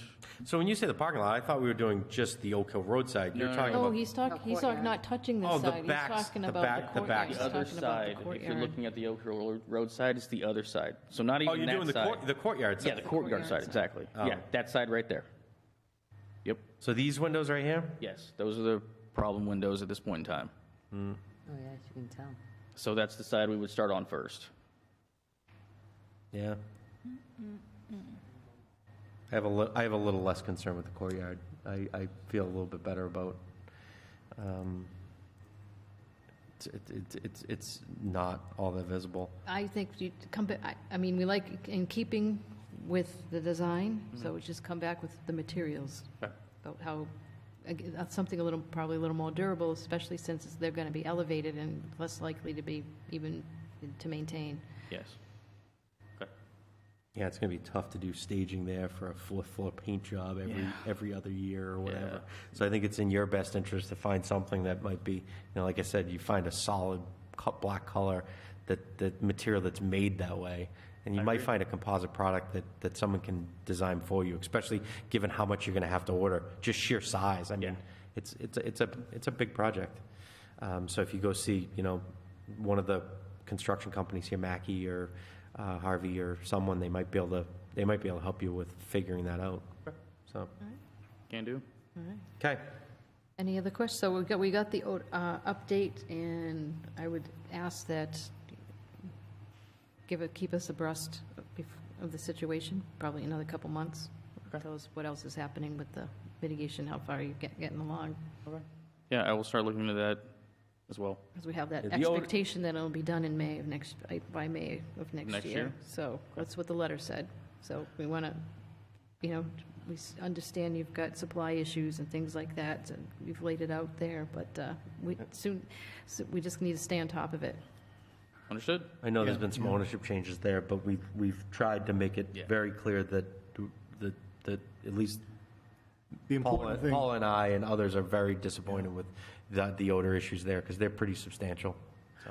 I think the important thing to me, anyway, with the building is that it still keep the historical character and look of the building, and whatever window was put in there, whether it be functional or not, it should look as close as possible to what's there.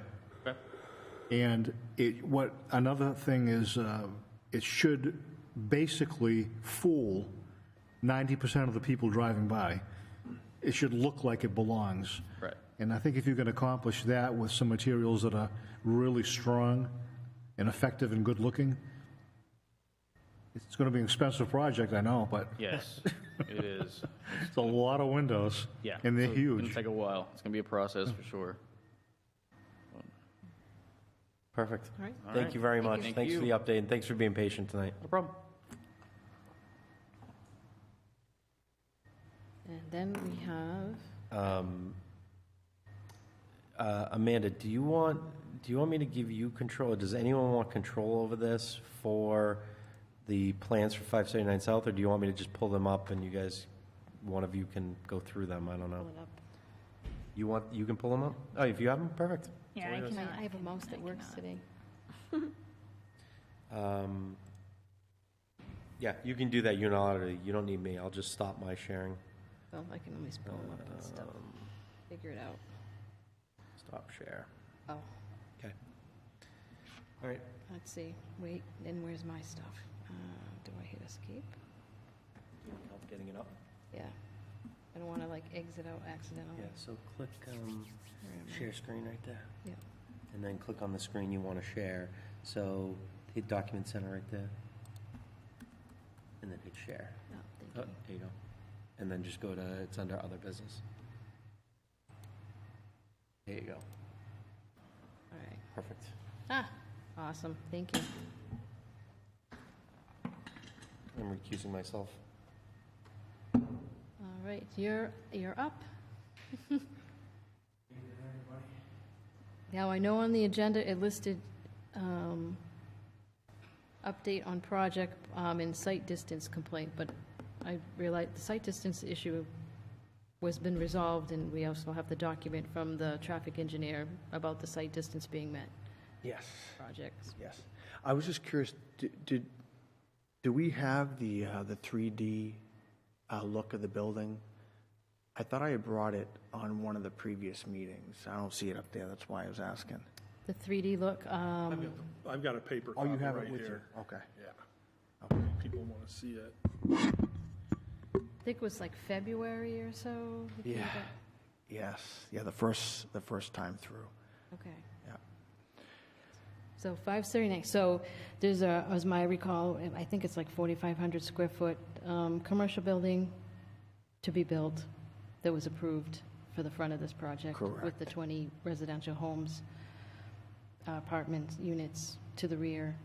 And there is a building in the file that we approved with that. And now, so you're coming before us this evening in order to see what other mixed-use possibility might be go in that location. Correct. Okay. Right. So a modification of it would be the residential in a blend with office. And so that's where I think one of the previous meetings, I wanted to come up with something that matched kind of more of a residential look to go with the neighborhood. And this is where we came up with this look. But maintaining it where the facing on South Street had an entrance, one of the main entrances, and also on the, when you pull in, so it would be the northern side of the building, and then the westerly side of the building also would have another two entrances for the residential, and then the... Wait till I pull it. Hopefully this is it. I'll try to follow along. This is the one you're referencing? So, correct. Yep, so the top left is the view from South Street. Here. Correct. How many units is it that you're proposing? So it's 12 residential units And how many commercial? and two, which would be, if you look at the main entrance on South, in the front, it would be one office on the right and one office on the left, so two offices. So offices, okay. Correct. And the access would be that front door. When you go in, you would access one and the second one. And the square footage of the offices? Roughly 900 and... 900 and 700, I think. Let me see, offices. 961 and 772. We also have the ability to be able to combine them if we have one tenant who would like to use that whole office space rather than keep it subdivided, trying to keep flexibility. And that's one reason why we're going away from the whole office building scheme to have a mixed use because of today. I don't know if you realize it, but there's an awful lot of office space that's available through the region, and there's a real need for residential. So that's what after a couple years here, it's been a rethought of the project and how it can be presented. And I think that there's a big need for residential right now. And we, you know, and to speak to that, we took down all marketing has been taken down. We're no longer advertising any of the units that are existing, and we still field 2 to 3 phone calls a week at least with people asking, interested, they must drive by or just have. For residential. For residential apartments. So it really is an absolute need for residential, and it's great that they want to come there, you know, so. And it's not like, you advertise for over a year for, you know, for the office space, you know, Yes. that being available. Yes. And I don't believe you got any inquiries at all. No, I said that in one of the previous meetings where I think those microphones might be too close together. We're getting some feedback or something. No, they don't have to be that far apart, but. There we go. Yeah. The intention was to never actually do any modification. I bought it as it was, was going to put the offices in, and we advertised for over, like Bill said, for 1 year. And I think we got one phone call, and it was a marijuana facility that was looking, and it didn't work for their needs, something to do with the zoning or whatever purposes. It wasn't going to work. And that was the only call we received. And after that, we completed the construction, and that's when I started, thinking, geez, maybe we should go in another direction here, because it's clear that, the demand is not there. And even taking a ride up, or I should say down South Street towards the highway, there's other commercial units also that you can see there's for lease, all the way down. So I think just a combination of that is where I said, let's put the time and effort into this and try to go in the direction of adding more residential units. So, and I don't oppose residential. I think residential is a good fit, but it's got to be in the part about the mixed use. But it's like multifamily is actually like, this is Res A, not really zoned for that. That's why it was a planned unit development, and to try and use a mixture of things. And next door, you have apartments, and then you also have like condominiums next door. So you now have the apartments, and it's like, can you do something that more looks like condominium or homes towards the frontage, not an apartment building on the frontage? And the density, to me, is still too much for this, because it far exceeds what your neighbors have for density as well. It's like, you want to maximize what you can there too, but it's a pretty imposing structure there when looking at 3 stories. I'm just. That's initial. That's my initial, and other board members may have some other. It's like I can see that's a big building. Sure. This is the look of it. Thinking of more like, a few That's a big condominiums that building. would be towards the front. Where is it, like right behind the arborvitaes that you planted? Correct. So So it would hide the parking, that would That be the big parking lot in the back. I mean, there definitely needs to be, I think, should be something in front, a building. It's just, And the height of this building does match various buildings that are close, including the building that we just built, which is 30 feet. So that is something I know that one of the previous meetings I wanted to keep in mind when we were doing. well, but how high is it imposing towards the abutter, the single-family home that's near it? On this side. That's got to be about at least 25 feet to the ridge. Correct, because it's a walkout, so it. We're talking about the house that's next door? Yeah. Is that what you're asking? Yeah, that's got to be at least 25 feet high at the ridge. And Well, we're just about 30. Yeah. And up and down South Street, there are many buildings that are 3 stories in height. I mean, some that were just built within the past few years. We're not talking about necessarily the condominiums next door, which are 3 stories in height. And down the street, there's towards, like you said, Route 2, on the left-hand side, there's a relatively new building that's 3 stories. On the right side, what was that, the Manusnook on the corner? That's a brand-new building, 3 stories. We're not introducing anything really new to the area. If you get closer to downtown, the older buildings that are triple deckers, There are some old Victorian homes that are 3.5 stories in height. No, understood. But it is Res A, and trying to fit it into the neighborhood. I'm sorry, It it's is, really it is, hard to it understand. is residential A, and it's trying to fit it into the neighborhood. And it used to be, we all remember, it was, one single-family home on this lot at one point in time. And we get 20 apartment units in the, and for the density, which is, what is it? 5.2 with the 20 units. So 5.2 units per acre. So it's, roughly 4-acre lot. Yes, 3.83, yeah. And we've got Ashley Ridge, 6 units per acre, which is, let's see, got that. And we've got South Bend at close to 8 units per acre. That's between the two of them, 108 units on about 17 acres, so your neighbor there is like 5.4. So you're just about there with 21 units, I'm just saying, with the comparable density. But then it's like... And is that just something that I really don't... No, it's nothing written in stone. Okay. Okay? It's just... How does A the board guideline, feel about it in the neighborhood? It's like, looking at density for what's there and how does it fit in. Okay. Scenario.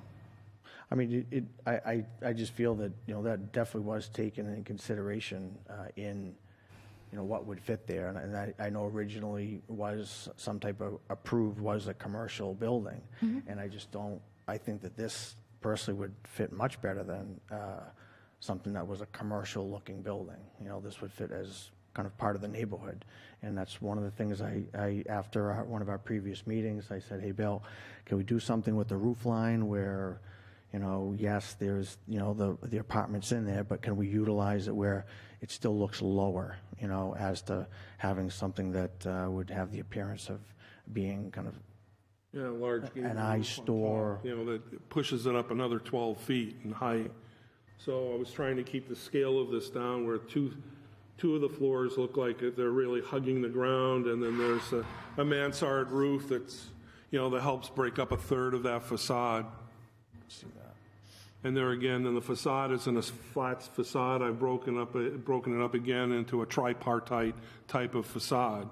But the original building, I think, was 4,500 square feet of commercial space, office space, and it was single floor. Kind of almost like a strip mall type look. Yeah. If I remember, yeah. Which probably Well, I think it had a doesn't fit very well in the I'm not sure. neighborhood. I was saying that design of that particularly, but again, I mean, looking at the height and the amount of square footage it was, you're Sure. reduced quite a bit. That so they're presenting on other business and give like some feedback before if they want to submit a modification. I want some think it's feedback big. on it. It's a big building. What about parking? So, It's really hard to tell because there's the big trailer that's there currently. to give you kind of some context from the picture itself. I mean, fit into the neighborhood contextually.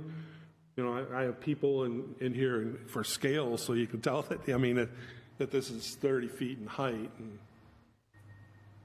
Yeah, it's tall.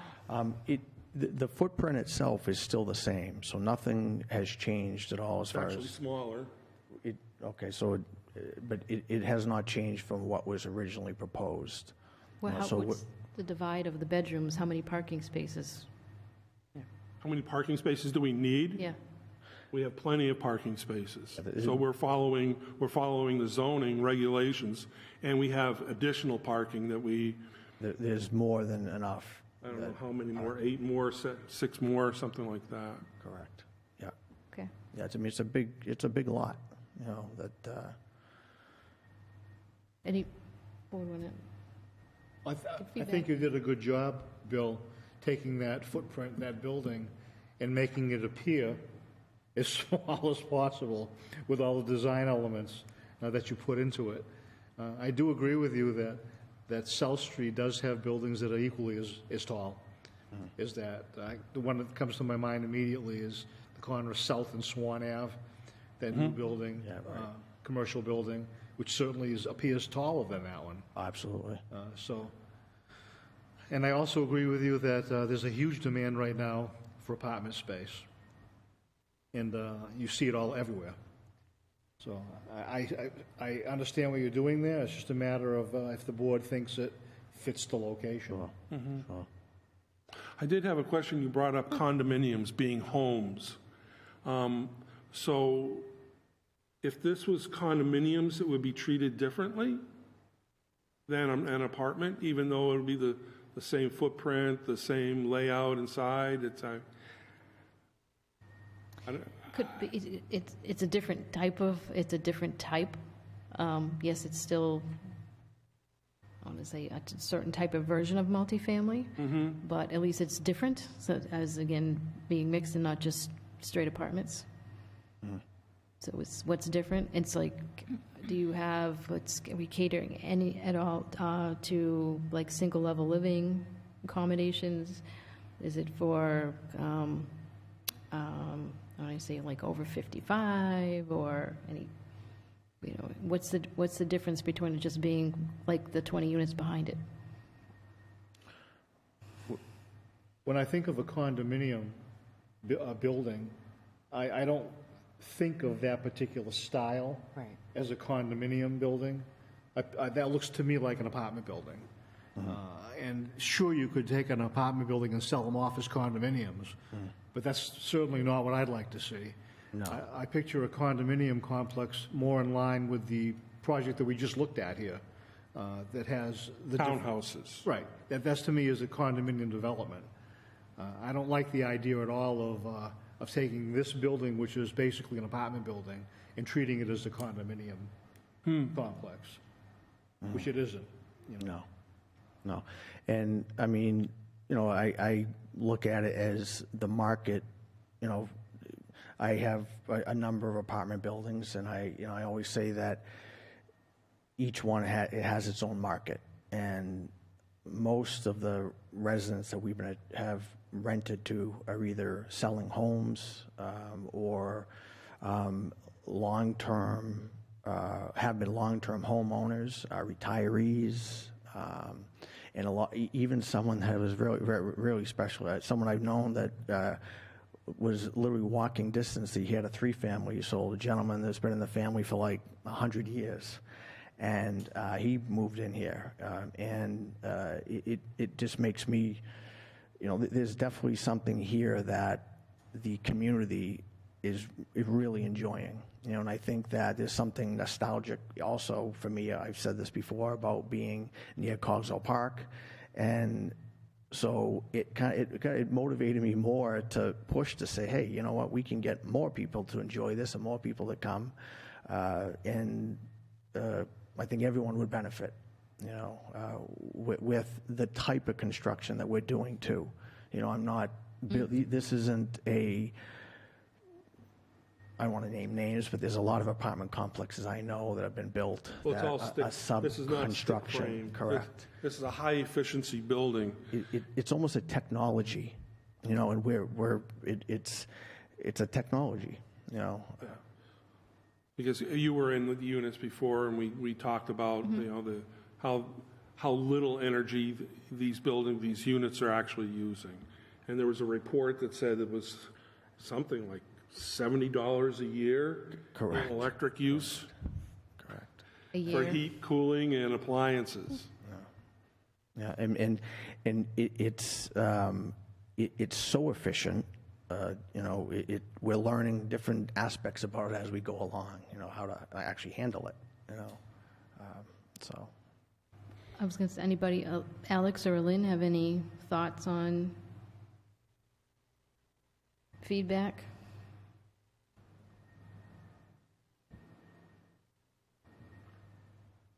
I like the building a lot. It's doesn't look like everything else I've seen. But I'm having a hard time picturing it. I feel like it is kind of too close to the road. Is that the road I'm looking at? Too close to the road? I don't. How far back is it from the street? Like, because I see, I'm looking at this, Sure. I'm looking at a plan, and I see the building, and I see a driveway and a ton of parking. Oh, And- are you looking at my floor plan? No, she's, No. you're looking at the site plan. Yeah, I'm looking at the Oh, site plan. Because I don't see it up there, okay. Oh, yeah, I'm looking on my computer. Can I bring that? And that building looks like something that should have like a grandiose driveway leading up to it. You know what I mean? But I don't know how you can That's not it. make that happen. But, and maybe it's too late in the game, but like a community garden would be nice for all the people that live there. Or some, you know, something. I'm having a tough time here. I can't get back. I could probably, But there's, I don't know, you know, I see the building and a bunch of parking on your site plan and some trees. I think, So in the So I rear, I believe there's land, is there not? well, I want to see what she's looking at. I don't know if it shows the other building or not. I don't think so. But your other I thought you're gonna take your retail and turn, like you just, Site plan. was the other building retail? It was office, It was Office. meant for Correct. right here was office. was office, correct. In the same exact spot. Yeah, so you want to switch it out with that building. That's correct. Correct. Yeah, so here we go. So what you're looking at, Amanda, Yeah, that, that's what I'm like looking we'll at. call it, that square box footprint Yeah, has not changed. That is from the original plan that was approved. I'll so get it where's there. this building going? You see where it says Right there, mixed-use mixed-use building? Yeah, Here. Right there. so there's only And- going to be one building on the, Correct. Okay, And if and you it's look, that. if you look west, if you go down, you see, Lower left-hand corner. Here? left-hand, that's the building that was just built. Over here. oh, where it says existing Yeah, building? right there. Yeah, Correct. okay, or it says that over here, Then yeah. that's the parking lot. Existing apartment building? Correct. And that's why part of the whole plan was to have, the original plan was to have the building in the back, and then the office up front. Yeah, And that's what the total approval was. With the parking hidden behind rather than on the street. yeah. Correct. Yep, so the setbacks, I think, are 25 feet off the street. And I think there's a line, you see there's a line that says, it should say 25 feet, it'll give you an idea. Stick line access. There's a double line. He had it on there, it says 25 feet. The lot line. But that's, We're beyond, the curb is much farther beyond So the the, property is line. whether or not it could be maybe pushed back a little bit further because of the height, What? because of how kind of a little potentially imposing, would a setback further would mitigate some of the height? Look.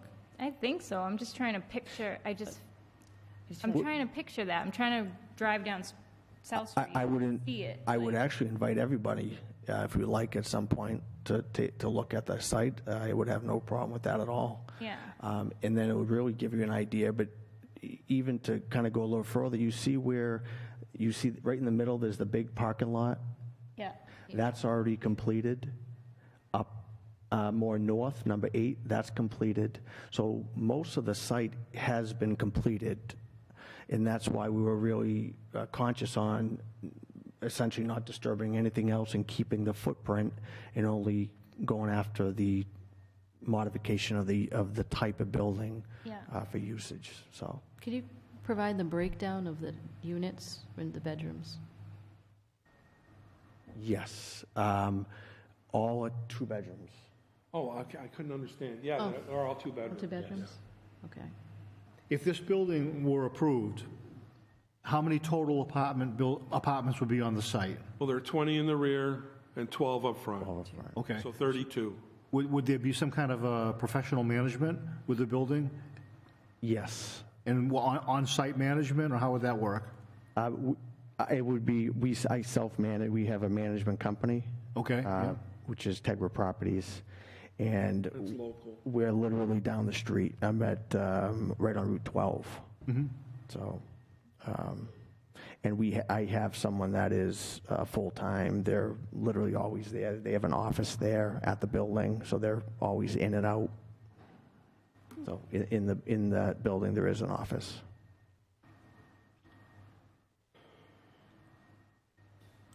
Could you hold up the, I know people at home can't see that, but I guess the people in there would give it the best context for height. yeah, just trying to give a little, Unless you're my height. I think might be helpful too, it's like when you was talking about the neighboring house, an aspect to actually like show something, of rendering of how that scale goes, fits in. It's like, and it's whether or not. It goes down, so the house on the left is set further down, isn't it? Yeah. That's That's correct. why it's Yeah. further down. That's So why, it's- yeah. So, but still, it doesn't, that's, you don't want this imposing, like, Right, that, thing to make it look like it's exactly. clubhouse. And you said that's the same height as the office Yeah. space? Correct. As the office space? No, The it's thing- that it was- condiment. No, the footprint of the office building that was only one story. Okay. The same height as the building So that I'm we worried built. about the people across the street too, and what do the people across the street think about that? And there's nobody here, was it? Well, no, this is just more of the heads, Yeah. before they Because go, we're just before doing they. other business. Yes, this is Yeah. just trying to give some feedback for them to, like, spend more money into potentially a design to present at a hearing. I believe that I can answer a little bit that though if you're pulling out of, let's say you're pulling out onto South Street, so this whole site would be behind me, those houses sit actually high. They're almost like on like an embankment almost up Yeah, higher. the ones on the same side as you. Correct. Yeah. No, across the street. Yeah, if you look at them. It is, because the one on the corner. They're almost a story higher. Correct. Correct. So they would actually have a more of a view directly at it, you know. Well, maybe more like eye Right. level. I don't know if so much it would be looking down on it. Are Right. any of them designated, or how much would, like, could you do something more of allowing for wheelchair access use on some Or ground floor units? wheelchair access, because we have access to the building now, and 2 floors of the other building are wheelchair accessible. But also, I meant like doorways and things like that, like in Oh, the yeah, unit. of course. Oh, yeah. By code, I have to do that. It- In fact, all of the Correct. rooms are all really kind of set up for handicapped accessibility, even though they may not access it. I mean, somebody with crutches may have a problem at some point, but they're all set up, 3-foot wide doors, clearances for pulls and pushes. I have to do that by code. In the nature of the building that was built, they all have walkout. So there's even though it's 20 units, I'd say almost over half of them have walkout style, so they're a single level.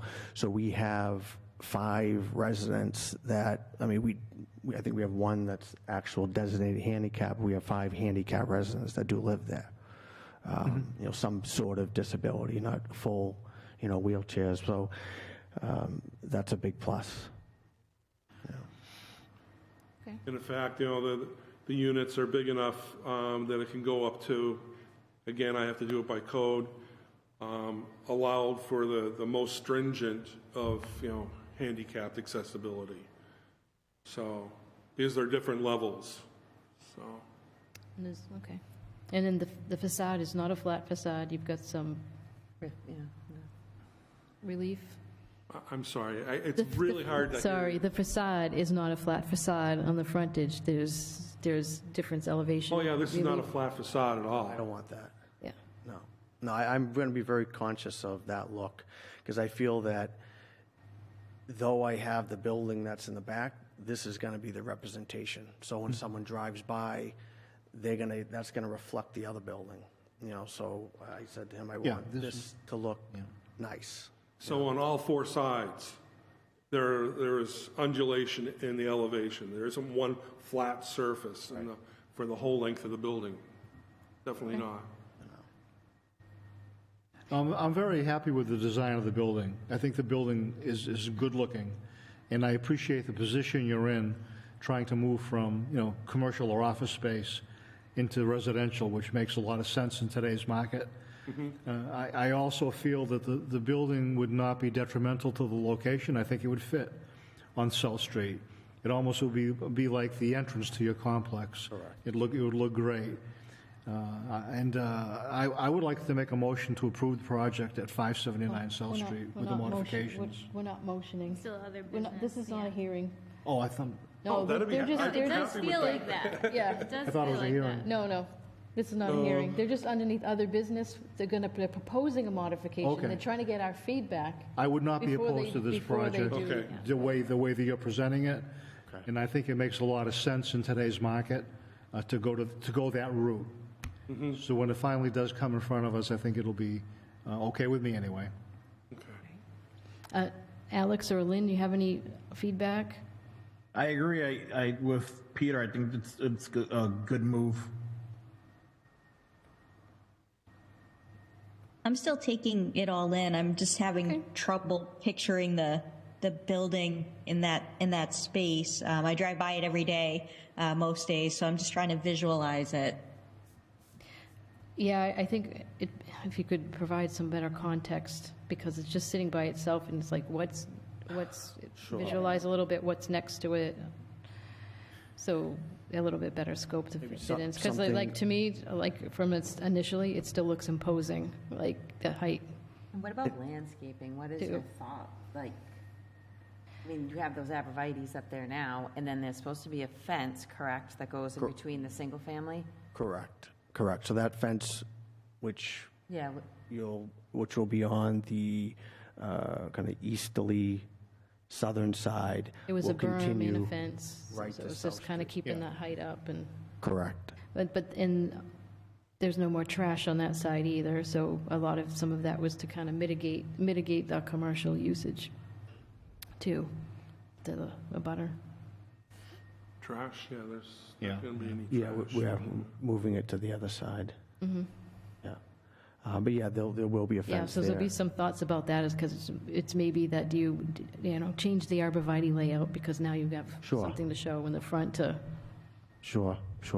And those are, not that, double work, I guess, is ideal, but, the ones that are there, they're young enough where, at the point in time, if we had to make adjustments to them or add or take away, we could do that. And I'm going to be very conscious of that finished landscaped look when it's I completed think also. that's going to be important. And again, it goes back to that's what's going to make the whole property or break the whole property. So with the traffic, look. and you provided the document about the traffic in the driveway. That will Correct. be a topic of discussion. Yeah. That will come up. Right. Just Right. be prepared. Yeah. And then I still have to think about density. Okay. I get the feeling, and I understand, you want Height the of the property to building. look good. I do. And that's a very high exposure, that property, Yes. right there. And it can look excellent with the right landscaping and the right looks of the buildings. Yeah. And it'll be kept up. I mean, unlike next door where it's kind of not the nicest. It's not maintained very well around the It'll be fences. helpful if the fence got painted. I'm not Yeah, the sure if fence you've had any communication to being able to paint the fence or anything. I may just paint it myself. So when that time, I think that's part of that complete finish, with the front building. Because I want to continue the landscape I want each, so when you pull in from South Street, each kind of bulb of the entrances, I want them to be, matching with a beautiful finish. And then if I have to paint the fence on my side, I'll do it. So. And I'll say, you did a good off-street improvement with the sidewalk. That's been helpful, and I think we Yes. pointed out if you could just repair the sidewalk on the opposite side of the Ashley Ridge South Bend entrance Yes, to yes. just allow, it doesn't be able to ramp cross up. over. There's a berm there, and it needs to Sure. just ramp up so that you Sure. can continuously have a handicap or wheelchair access through the stretch of sidewalk. Sure. There's no way to get back up, so you can go off your property and then up to there, and then The sidewalk to stop trying to nowhere. get back on the sidewalk. Sure. That's why I have so many people out in the street, wheeling down the street. I see a lot of people using the sidewalk. Yeah, yeah. This building reminds me an awful lot of when we approved a while back. You might remember it on the corner of Summer Street and Beacon Street. It's a three-story building, Victorian look to it. Yep. Some nice different design elements, and I believe that one had 24 units in it. So this reminds me an awful lot of that particular building that we approved. And the one next to the Crown medical Point. building? Yeah. Right. That was the hospital? Right. Right. And now that's for sale. Oh, is it? The property's for sale. Interesting. Yeah. So do you have any, you got some feedback, Sure. we still have, there's still Sure. questions. Yeah, I'll think of, we'll come up with some way to give more context to the, I guess, the height To of the the neighbors. look of the neighbor. Even if it's, Even I mean, I can draw get some heights. I can draw a section through the whole thing to show the relationship of the building next Right. door, and then Right, and I'll take the heights of some of the buildings and maybe, I you can, know. And I'll put this out, think of something with reduced density on it too. You'll have to think about that. I'm sure it'll come up. Like, as an alternative, we got to think about either mitigations or what was going to come up in the hearing. Mitigate, what is it? Mitigation? Other mitigations that'll come up in the hearing. Okay. Yeah. Okay. the acoustics in here are terrible. I'm sorry. It's that, or it's like, I know I can't project, but. Are you all set from us tonight? Yeah, no, I guess. So are we going to try to get on for next month? But it sounded like you were really Probably busy. not September. Yeah, I'd say October. October. Yeah. Yeah, it was 1 week before everything has to be in? Yeah, because right now we're even pushing up our September meeting so that That's fine. everything have to be in like a week. Okay. Yeah, that's So- fine. Good. So we'll plan And we've for got a pretty good agenda for September, so October Okay. would probably October would be the I would- 24th, right? Excuse Oh, me. no. May I speak? So it's going to be a modification and a major one, so I have to do a hearing posting. So I would need your complete submittal by the beginning of October for timelines. So could we say the first week would be fine within?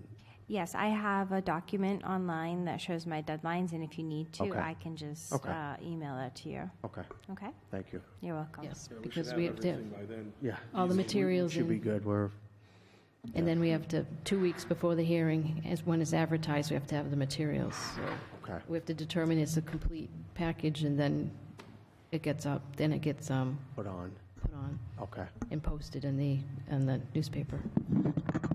Okay. And cards sent out to all the abutters and Right. starting the process. Okay. Okay. Great. Thank you. Thank you. Hey, good luck to you. Thank you. Thank you, Linda. Is that yours too, Bill? No. And now, Somewhere around here, I think down that was it, there's earphones you can Headphones, plug yeah. right into the microphones. If you ever need them, I forget where they are. Oh. Mike Dolan was just. I know, I saw him, he grabbed him like, Yeah. maybe he got him from Daniel. Yeah, so they're here somewhere because you get plugged right into the microphone. So it's tough. I hear you. Thank you again. Yep. Bye. and now we have discussion on, discussion for the September meeting and then on to minutes. Did we want to entertain an alternate date? I know. Oh. I think the expectation was September 19th, but Leave me a phone. The calendar. If there's anything other than that. I mean, the only other alternative is the 3rd of October, but I don't know. have a 6 o'clock appointment that night that I could probably skip if I had to, but the 19th works better. The question, as with anyone, is does the 19th not work for anyone? I'm fine. Works for me. Yeah, Works for me. I've actually adjusted my calendar around that time for the 19th. Perfect. Great. Lynn, did I remember you saying you couldn't do that night? Yeah, but it's actually I'm coming back the 18th. I was wrong. Oh, good. Okay. So I will be available for the 19th. Oh, wonderful. Awesome. Fantastic. Okay. Well, I guess we don't need to We're going to vote. change the September meeting. To the September 19th, and then I'll let the board members know whether we can have this room or not, or if we'll be in City Hall.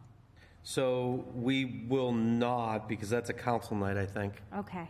So I have to reserve the third floor meeting room then. Well, yeah, check here first, but I'm pretty sure that's a council night. Okay, I will double check. But we can do third floor. That worked out perfectly fine. As a matter of fact, I was surprised how well that worked last time. So. Okay. Yep, we can do that. And then we are now on, well, I'm not sure if we have any other communications. But we have 3 sets of minutes. There's 10, 20. Well, I ended up putting the 2 sets because that's what I had on the agenda. I'm Well, we can still do sorry. the 3rd set. It's okay. Okay. Yeah, we can do them anyway. Yeah. All right. We don't have to notify the No, exact. typically You can we just don't- put minutes. just put minutes. It's I'll just fine. put Put whatever minutes and not minutes put we the have. dates, okay. You don't have to put the dates. In the dates. future, just put minutes. Okay. It's a line item, and we'll do. Yep. I mean, usually eventually there should only be one. The prior meeting's minutes. But for the time being, the more we get, the better, and the more we push them off, the worse it gets, because then it just gets Did I complicated. miss more minutes? Like, I swear I checked this every day this time. No, there's still 2 in there. All right. Well, there was 3 yesterday, Do you want to bring them up? but that's fine. Yeah. So, I'm not I sharing. missed them. I missed them. It's fine. Let me see here. I was so diligently checking this folder this time around. You did good. So this is October 20th, and this doesn't have your track change. Let me go to the actual. Let me go to the Word? Is it Word showing document. changes? Or the I don't think it. I think I can only show changes if I open it in Word. So I got to pull it up in Word. These are PDFs. Okay. Yeah, that's what I, All right, that's okay. I think I still have them. I have them from Paula's email. Hold on. okay. I can do this. And those are the ones- Just give me a second. All right. Paula sent me the draft minutes, and then I resent myself November. So last month, I made changes to October and January that I sent to Chantel. And Chantel, no, that's the wrong thing. Let's open them in Word.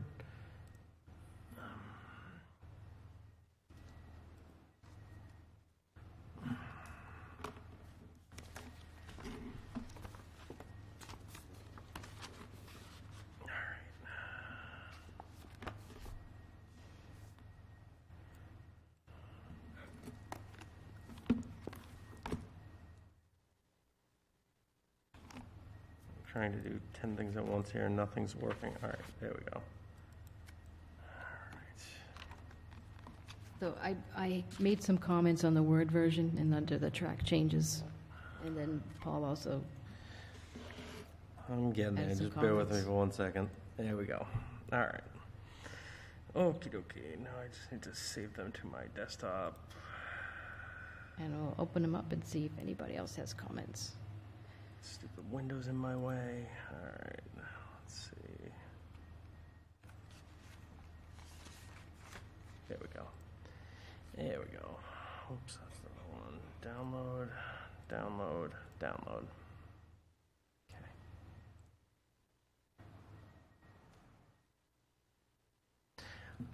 Okay. And let's share this window. Word. Okay. Enable editing and review. Show markup. All right. So this should show the changes here. Let me see. Were there any change? But you said one of them you didn't make a lot of changes, right, Paula? You just went through all that and there's I not going know. to be anything. Well, but there eventually is. Wait, scroll up a little bit. Oh, I did make a change, because you see this, wait, there was some question marks we took off. So this is saying it's showing your, let's see, show Timeline, was that? all markup. Jeez. It should have, oh, well, this should have the changes. No, on mine, all I have to do is click all markup, reviewing pane. Yeah, okay, so I got the revisions here. So you changed the video recording comment, and then let's go to this, which is, there we go. You had a question mark after Boulder Drive. Did you get rid of the question mark, or did you add it? Oh, you deleted a question mark after Boulder Drive, okay. And then at the end of the paragraph, paving needs reconsideration, backing out onto city streets prohibited, Newton Place per code. Right. So that was for Fitchburg Public Library, which, by the way, last I talked to Liz, they were supposed to get approval before September.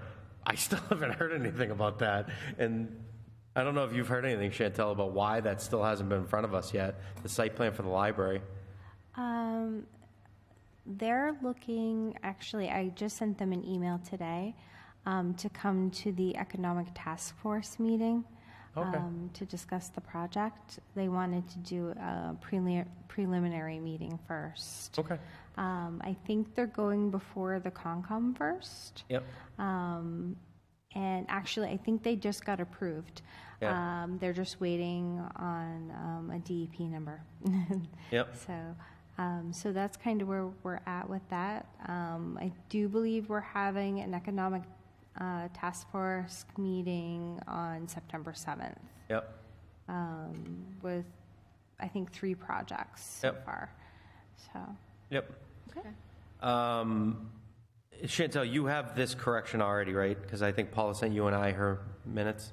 I did put your edits in, and then Paula took a look. So. Yeah, no. I meant you have Paula's edits. Yes, I do. Yes. Yes, Perfect. I do. Because I don't want to. I don't want to forward it to you again and confuse you. You already have this. So. Yes, I do. Okay. Yes. Does anyone else have any changes or revisions before I make a motion? No. Make a motion to approve the minutes from Tuesday, October 20th, as amended. Second? Motion's made with a second. All those in favor say aye. Aye. Aye. Aye. All those opposed? All right. Okay. These ones will go faster Next now set. that I know what I'm doing. It's All right. November. Oh, actually, hold on. November's the only tricky one because I got to do mine. All right, here we go. And I sent them to myself.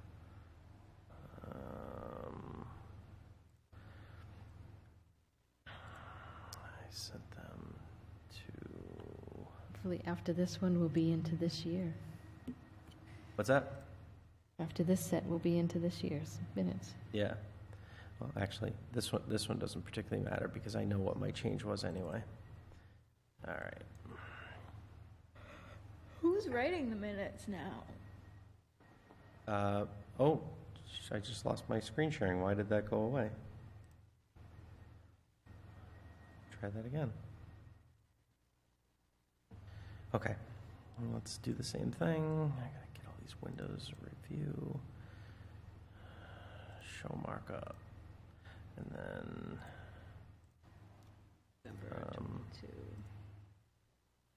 there we go. All right. Paul added, so you added the video recording comment, and then you added a number 14 to... It was a blank, so it was just looking for the permit number. Oh, permit number 22-14, and then deleted some... Oh, you must have deleted it from there. Oh, yeah, the Yeah, two it was that, yeah. pound signs. And then the only thing that I had was on... in Chantel, you can either write this in or I can send it to you tomorrow. Oh, this is mine. So this is Old Princeton Road, and it originally had said, and I don't know why my track changes didn't show up right, but oh yeah, I'm not even on the other people. Doesn't matter. It originally had some verbiage here that said it was an incomplete sentence, and I don't have the track changes, so I don't know what it was. The idea of the original PUD was to provide a mix of residential and open space, and then I added particularly to create and maintain public access to the abutting pond. we have the benefit now. I rewatched the meeting. That's where I saw that. We talked about that tonight with Chris Anderson for Old Princeton Road. That was taken right from the actual meeting, so. Okay. Okay. Does anybody have anything else to add to the November 22nd? Make a motion to approve the meeting minutes from Tuesday, November 22nd, 2022. All right, hearing none. Motion's made with a second. All those in favor say aye. Aye. Aye. All those opposed? Okay, next set Yep. is our And this one already had. January 21st. This one already had my stuff incorporated, so let me just re-share my screen here. View. Come on, yeah, I know. Okay, lots of changes here. All right, and ampersand was deleted at the beginning. Paula added a yes to. That was about our organization. Yeah, so that was the vote. Vote 7-0 in favor, and then I voted 7-0 in favor.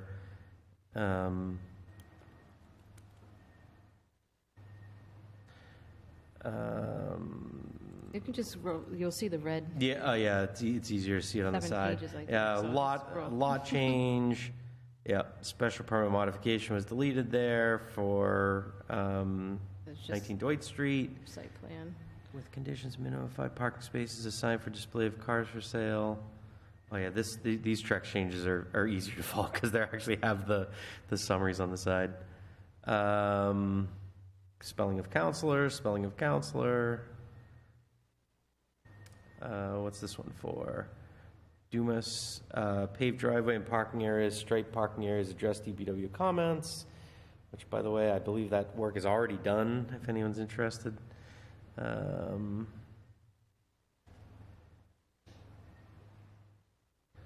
sorry, I'm scrolling up because, okay. Counselor, just to be consistent, counselor is spelled which isn't the wrong way, by the way. It's just an alternate spelling. Oh, You just- changed the ones above, but You know what, it got caught by spell check, so you can do that there too. if you yeah, it's want. fine. But however, whichever way you want to do it, just be Yeah, it's fine. consistent, right? And then we have subject to department requirements, Mad River Solar. I assume that's just tidying up the comments we had.